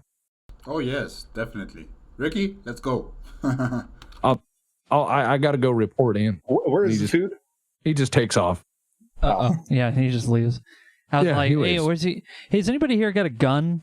No. Just a pistol. I'll be Isn't food more important, Ricky? fine with a pistol. We'll be issued one in due time. Thank Christ. But these are amazing quarters. We have a whole bunk. We don't have to share it with anyone else. I know, man. This is the life, isn't it? As he like leans back into like one of the dusty beds. I'm assuming they're like quite dusty. Hard as hell. Like you could bounce a quarter off of them. He's just leaning back. He's like, "Hey boys, I think we finally did it. I think we retired." And he just leans back. What do you mean retired? We're getting to work. I mean retired, like work and retired. Like you could work and you'd be retired, but What? it's like the same thing. No, Ricky. No, it's not. I mean, okay, well, all right, walking dictionary. I don't like read words and stuff like you do, apparently, because apparently I'm smart. And, You better start learning how to read. You're going to be interpreting law. I mean, I already know how to read. I can read people, and that's all that really matters. Hey, Ricky's just vibes. He's just vibes. Oh gosh. If you do a bad job of this, you could be executed, or worse. I've never been excommunicated before. Wait, excommunicated as well. Do we sleep here? Yes. Isn't it great? Where do we sleep? On the bunks. No, those are I'm shelves. take this one. No, that's for my hat. No, that's for you. An entire bed for your hat, Quinn? No. He is flaying, then flogging. Perception check. Dude, I got a 17. All right. What the fuck is these rolls? That's actually really good, man. You're the lucky psyker. Until it matters. But it's going to be like, 100. All right. Those of you who passed, notice the room is mostly clean, but there's a layer of dust that kind of sits on everything. It's that sort of layer of dust that accumulates from a room being sealed off and not used for some time. The room has been not used for months, if not years. It has the air from the fabric of the folded sheets on the bed to the way everything is set, of having been abandoned for some reason and left as it was. I don't like this. However, you notice not only the racks of cheap but sturdy bunk bed, in the corner, for the first time you notice there's a row of lockers. There are no locks on them. And open up. So you're just going to go... Yep. Just walk by. All right. You find some old photo in the first one. And officers of the watch, seemingly. People with the same sort of uniform as the lieutenant. The dates on some of the back of these seem less than a year old. Means those people died. And you guys are here to replace them. That's weird. I just wiped my face with it. Ew. The picture? Oh, no. I've got an oily T-zone. Don't mind me. I thought you said clothes. I thought you were like picking clothes up off the thing. No, I'm checking like the pictures of the officers. Oh, okay. I was thinking like we see uniforms, and so I pick it up and just start wiping my face with it. Like, these are really bad towels. No, these are hard. No. Oh my gosh. So you find the old photos. They seem to be relatively new. This doesn't match. However, there is also in the bottom of the last locker a journal. Pick it up. All right. Does it say anything on the front or back? It is unsigned, unnamed, and unnumbered. Oh, whatever. The very last page. Is the very last page empty? No. Like the end of a journal? It is half scrawled. And it seems to be, because I know you actually took a lot of skills in literacy and writing, you realize whoever wrote this journal on that last page was mad or under distress because the way they jabbed the pen in and wrote in that controlled rage you do. And it says in very messy handwriting, I'm going to kill those rattling fucks. Whoa. If it's the last thing I fucking do. You don't mess with Delta Shift. The Underhill gang is going down. And I guess the Underhell gang took care of the previous Delta team. Or Delta Shift team. Yeah. Gents, I believe I found out what happened to the previous team. You know those ratlings that they were talking about earlier? Is that what they were called, ratlings? I think there was a squabble, and I don't think we can't hear you, Goat, if you're talking. Oh. Yeah, I just saw his mouth moving. Yeah, sorry. I thought you were just ignoring me, which would also be totally in character. No. My guy learned, like, he's from a family where respect is given to people who are talking, so then you can insult them afterwards. Oh, of course. You're like... Because if they don't get everything out, you can't pick apart everything they were going to say. But he's like, all right, so what were you going to say? Because I said, the ratlings we were talking about. Yes, that's a common species of abhumans, usually conscripted into the Imperial Guard as sharpshooters and scouts. Well, you know the gangs here? Do you know the gangs, though? The one they were talking about on the bus? Yes, actually. Apparently, the former Deltards, which is now us... Deltards? It's a mix of words you may not understand. Wait, you seem actually... I've actually misread your outfit. You seem very red. Anyways... I believe they got in a bit of a squabble with this gang of ratlings, and I don't believe that they're the victors. Well, that settles it, boys. We just get some guns, we go down there, we just start shooting everybody that's got, like, a rattling-looking face, and then we just come back and we're like, heroes. I'm gonna hand the journal to Goat's character. I have Forbidden War criminal cartels. Can I roll to see if I know anything at all about this? I would say you would, but as a DM, I want to warn you that this is going to be off-world since this is a new planet. So I'm going to have you roll standard, but any information you're going to be gleaned is going to be about rattling gangs in general. Yeah. If you wanted to gather information about this planet, that's going to take time. You're going to have to go. You're going to have to go to the head archives and start doing some wheeling and dealing with peers. I'm sure my underworld knowledge is also not from this planet, so it's fine. But you have the ability to gather more because you have those skills. So if you go and wheel and deal in the circles, you'll be able to build that up very quickly and get that information. Okay, I got 1 degree of failure if it's a +0 test. Yeah, you know that rattling gangs are kind of shitty. They're really dangerous. They're real nasty. They favor ambushes, and they have big, nice families that are all intermarried. And they operate on a clan structure. All intermarried.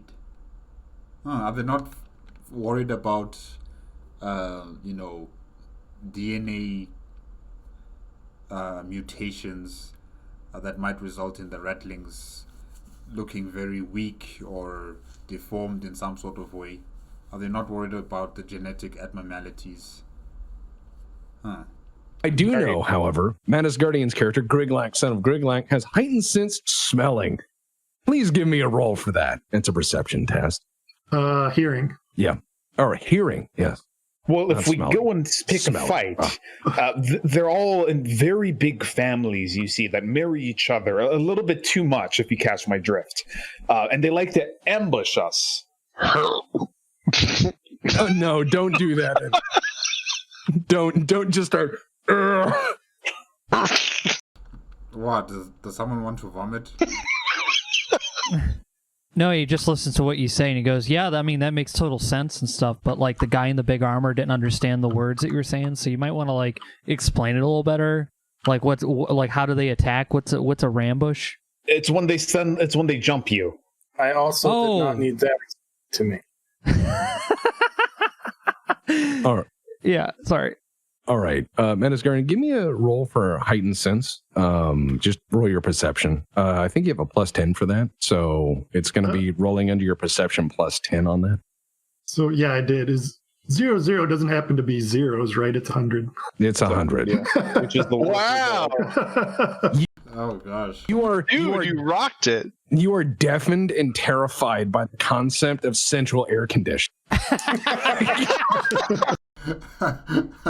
Oh my gosh. It has struck doom into your understanding of civilization. Wow, Grigglak. How could cold air move out of a metal portal in the wall? Metal portal. How can it do so without pause? There is no breath to it. It seems endless. Grigglak needs What sorcery is this? to sleep outside. I mean, basically, we can like bring a bed or something out there for you if that's something you like. I mean, beds are pretty comfy, unlike the ground. I've slept on the ground before, you know. Grigglak sleep in tree. Outside's of all is Bronze Age, Bronze Age human being living in trees. Bronze Age. No. a poor defensive position. Now, who else passed a perception check when you came in? I Other than Dig. Okay, a deputy did. You find under your mattress as you sit down and test it in the military fashion to make sure that, one, there is no contraband. Couldn't maybe, claim for yourself. But not only that there isn't a booby trap in there. And as you test the bed, you hear a jingle. Was ist das? Are you going to reach under that bed?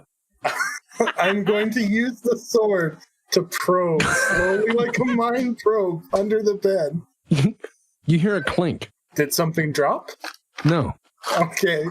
I probe around some more. If it does not explode, I will slowly lift the mattress.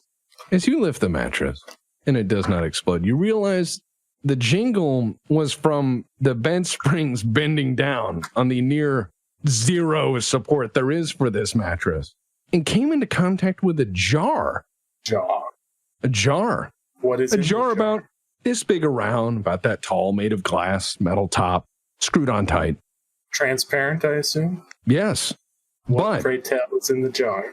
On the label of the jar, it says that it is a brand of Hickles brand pickles. But within the jar are a number of coins of imperial denomination. This is not the hickle of the pickle. However, written in black felt marker on the top of the jar, it says swear jar. Swear jar, okay. Delta Squad.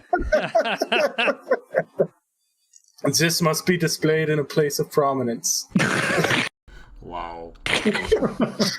Places it beside the door on the nearest flat surface. There's a few little small tables. You hear a fucking pounding on your door.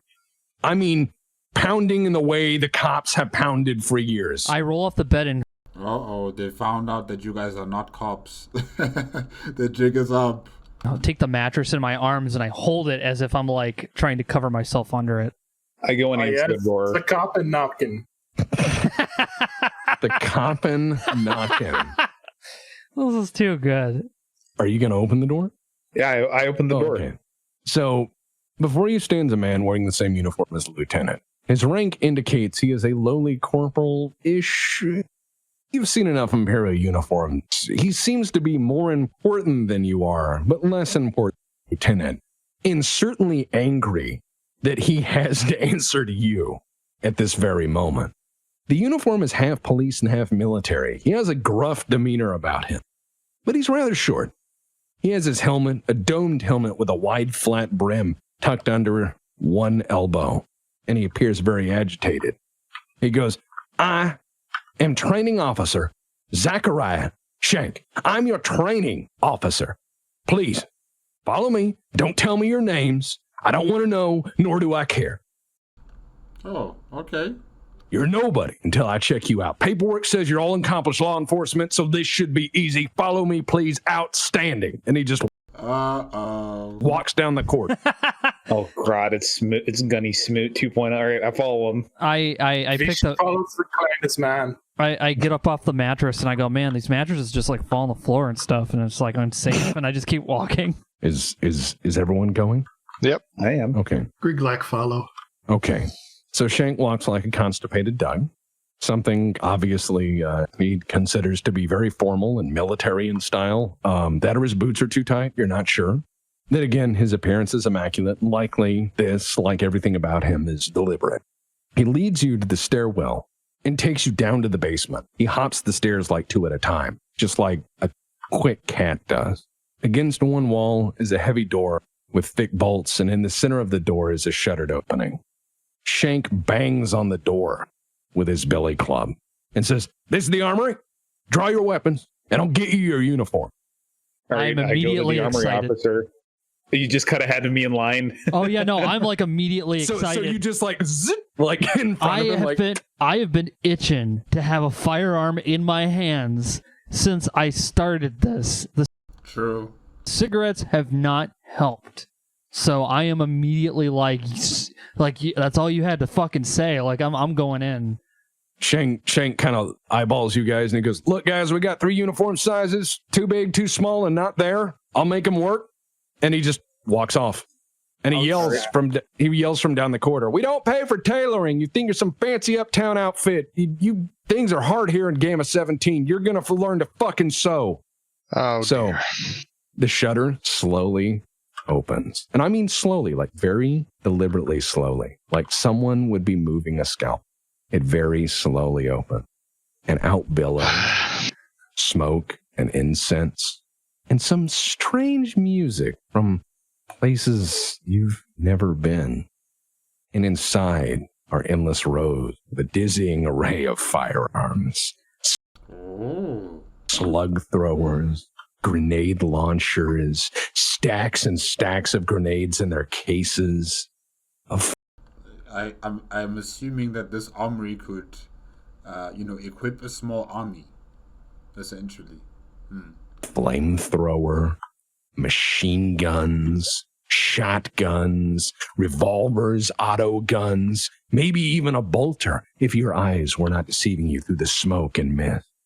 Enshrouded in that, looking through that porthole, in dead center of your vision, is an adept of the machine cult. He is a mass of metal and wire, and cold red eyes regard you from the darkness of his cowl. And incense wafts out with every breath. It smells like machine oil and sacred unguents. And again, that odd music, that discordant binary chattering comes forward. And he stares at you. I immediately go up. I'm like, "Hey, the guy out there told me this is where I get a gun." Armaments? I don't understand.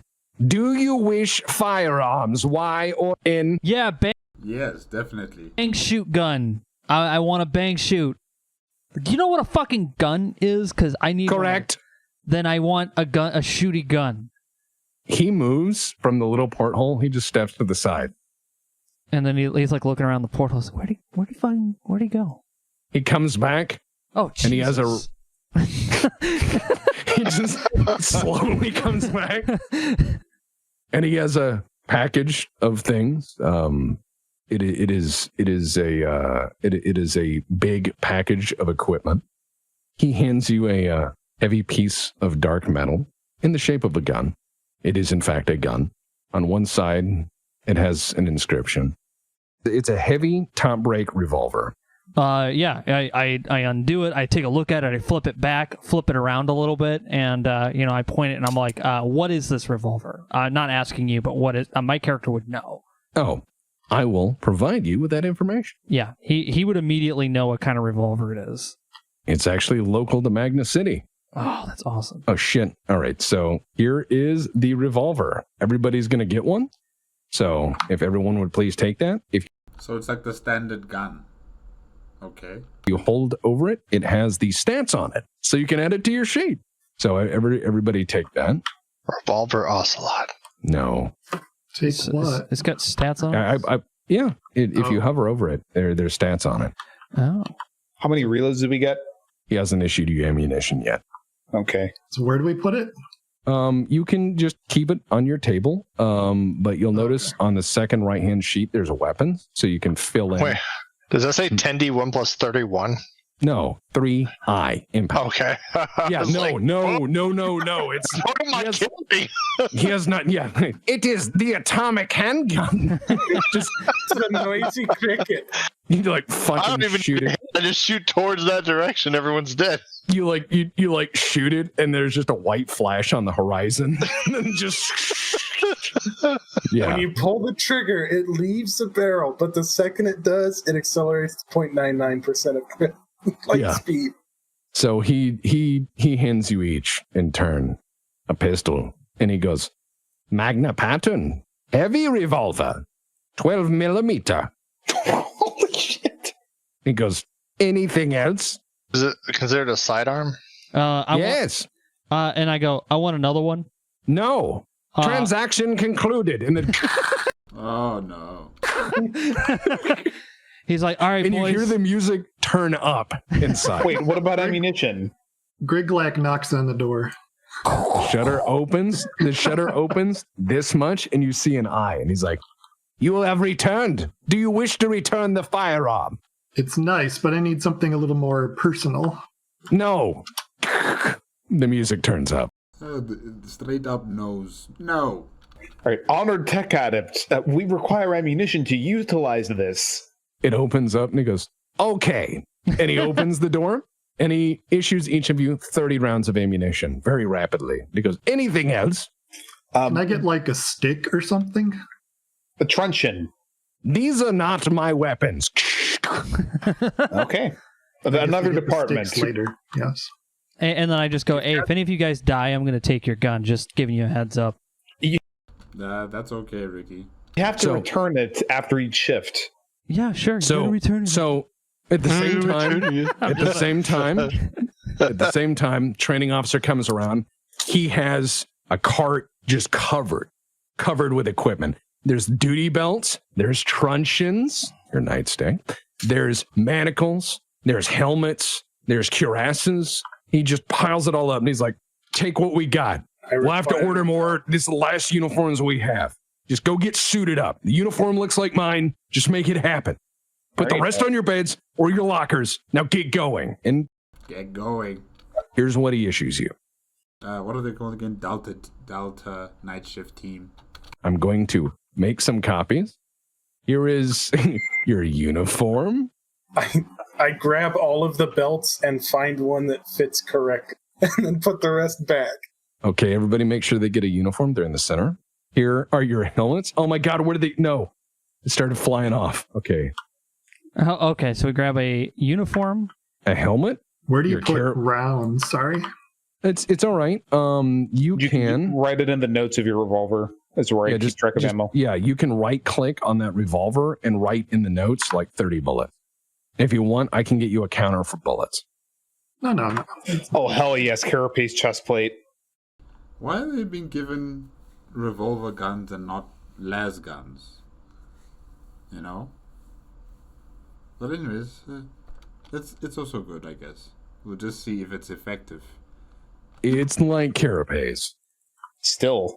That's wounds, fate, and fatigue. Be careful. Correct. Yeah. So if you need a specific counter for ammo, let me know. Yeah. Can I get one? Yeah. And I will make. Just copy one of mine. There's your ammo counter. Oh, okay. And there is your ammo count. Just roll it up to 30.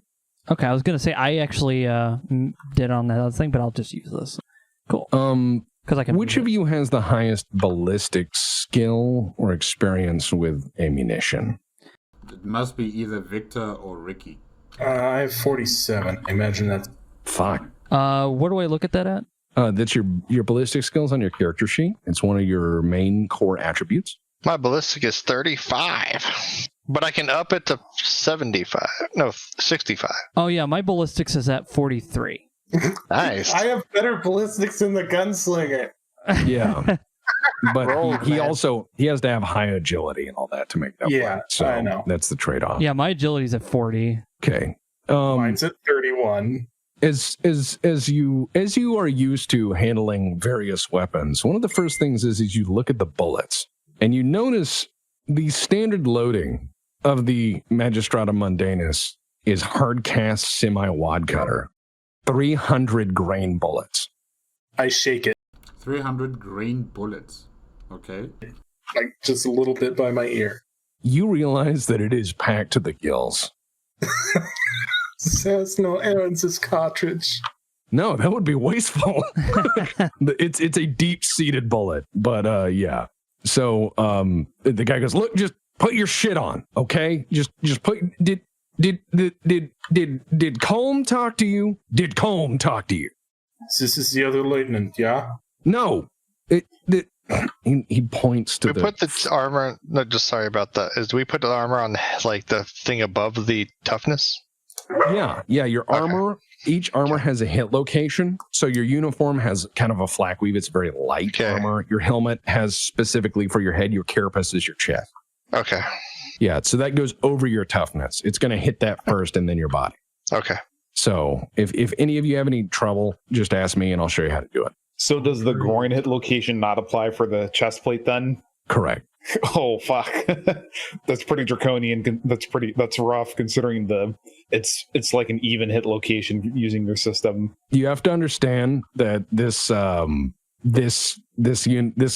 armor looks very much like repurposed guard armor. Yeah, I'm not complaining. I'm just saying like, oh, this is brutal. Yeah, but he asked you, did you talk to Combe, the fucking adept?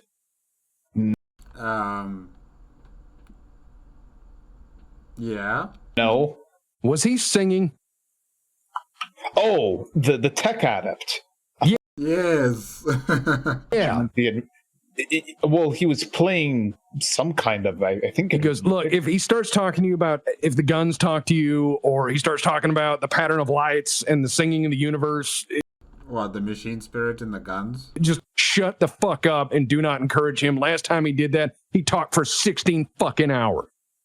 Thank you. I will make sure not to do that. We got nothing done. We can't do anything without him, but we can't do anything when he gets his blood up. Understood. So I'm suited up. He looks your uniform over. He adjusts the belt, pulls a little tighter, and makes sure it's where it needs to be. Make sure it's right and under the epaulet right. And he's like, "Fuck, you guys look a bag of shit." He goes, "Except for that guardsman there, he looked great." Thank you. Wow. He just looks at you and he's like, No, and I'm like with the revolver in my hand, I'm just like flipping it around, like like you know how in CM when you're in the round and you just do that. Yeah. Over and over. I have the sword on my left hip. And so wait, you put the sword. Right. So you put the sword on your uniform, and he's like, "Where the fuck did you get that?" This is mine. You cannot have it. He's like, "Look," and he turns away and goes, "Counting to 3. I'm counting to 3. Counting to 3." Can you count to 3? He goes, But I was offering to help you. The sword displaces the holster, so it's crossed on the other end. Yeah, so he turns around and goes, fine. He's wild-eyed, his blood's up, and he goes, all right, look, I've been ordered by the lieutenant, take you around the block. Hopefully we'll run into some crime, and I can show you how it's solved properly, okay? I don't care how they did things on your world. But I'm sure it's going to be violent. Very violent, very, quick in terms of how to control any sort of crime that's happening in the city. Very violent, very quick. On this one, we believe in law and order. He takes you down to the basement again, but instead of stopping at the armory, he walks to the end of the corridor leading to a loading dock. The garage is in the basement of the building with ramps up. Inside the bay are 6 large multi-wheeled up-armored vehicles. They almost look like a Torox, but different. For one, it's raised on lifts. Secondly, it's sitting on 6 enormous fuck-off tires. The vehicles are painted a faded blue and have Magistratum Mundanus decals on the side. These, it appears, are your patrol vehicle. He takes you over to the one on the end, twirling the vehicle keys, and says, "Y'all have to get in back. I'll just drive us around. Just y'all listen to the Vox. In case we get dispatch traffic. We're going for a ride, boy." Hey, and I'm just sitting there like, fucking A. So you're just like spinning a gun? Just like constantly. Yes. Oh, yes. The whole. Hopefully it's on safety, and it doesn't misfire by mistake. Holster is just an accessory at this point. Oh my God. And with that, I think I'll end this first session. Awesome. Look, I can't wait. I'm in the fucking rug. I'm not supposed to be here. I need to know about my stick. Yeah, I realized I forgot to do the truncheon. I actually designed a truncheon. It's the truncheon is we can figure it out next time. Yeah. It's outside the outer shell is like a hickory stick, but inside has a gel core with like liquid mercury in it. So when you swing, all the liquid goes to the end. So it's just like extra bashing power.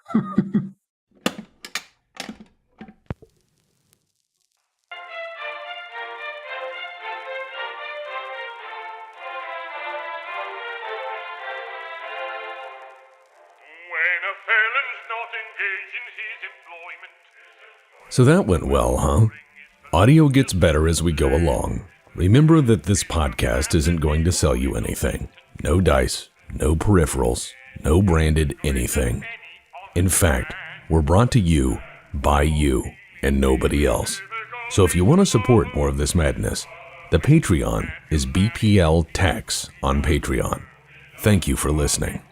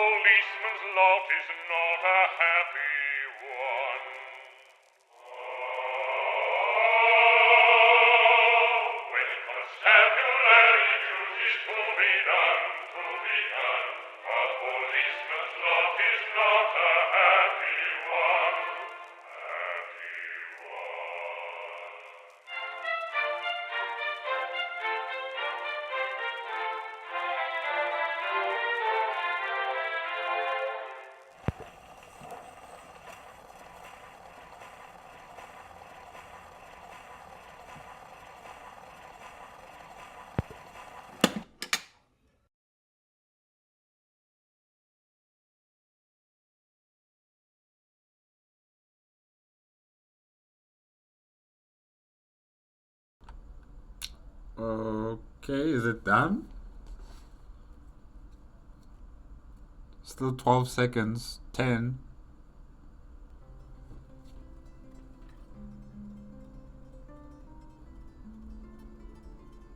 We're done. Okay. Alright guys, that is it with the Magistratum Mundanus. Yes. First episode, Grigglak, Fly, Real Bird, made on the Black Pants Legion YouTube channel and requested by Helsing507. Yes, we were introduced to the 5 characters, Uriah, Ricky, Grigglak, Viktor, and Quinn. They have begun their new life on Macarius Minoris in the city of Magdan. Yes, G17. And they are going to be police officers, essentially. They are on the lower tier of police officers in the city. I think the Abites are above them, and above the Abites is the PDF forces. So yeah, they are on the lower totem of the stick, if I can say that. Yes, and yeah, they're going to have a potential threat in the Rattlings. The Rattlings that killed off the first Delta Night Watch team. The Rattlings killed them off. Once they find out that there's a new team of Delta Night Watchers, they're probably going to target them as well. So, this team better be ready for what comes next. I don't know if Uriah can fight. I don't know if he can, carry a weapon and he can shoot, but he's going to have to learn fast. Everybody else, I think, they'll be fine. Maybe also Quinn might have an issue, but he can probably use his psychic powers if he ever gets the opportunity. And yeah, this planet is still very young in its Imperium of Man development, if I can say that. There's still a lot of nature, there's still a lot of biospheres on the planet, but yes, the cities are growing, the populations are growing, and crime is going to explode. And clearly this team, the Delta team, is going to have a lot to deal with. Not only will they be dealing with crime on the streets, but they'll be dealing with the disorganization of Magistratum Mundanus. Magistratum Mundanus. They're going to have to be dealing with a lot of internal politics in the police station. The captain, the lieutenant of the night watch, and probably also the lieutenant of the day watch. This is going to be a fluctuating problem, a leadership crisis that is really going to hamper the operational efficiency of Delta Team. That's what I think. I don't know. We'll see in episode 2 what happens.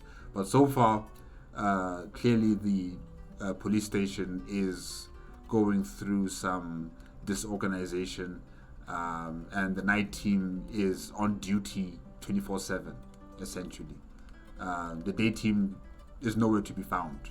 They don't even clock in and announce that they're here and they'll be, replacing the night team. They come whenever they feel like it.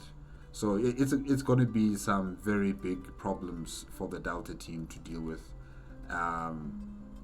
But I think this team of criminals, soldiers, and accountants, and a psyker are going to make it. They are going to make it. We'll just have to wait and see what happens in episode 2.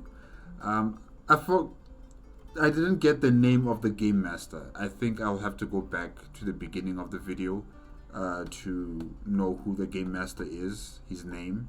But yes, everybody else, I have them named here. And yeah, can't wait to see what happens in episode 2. Alright, that's it, guys. Remember, if you want to check out the original video as well as the Black Pants Legion YouTube channel, the links are going to be in the description below. If you like my reaction, give it a like, comment, and subscribe to my channel. Click on the notification bell if you want to be up to date with my latest videos, and I'll see you guys in episode 2. Yes. Okay. Good night.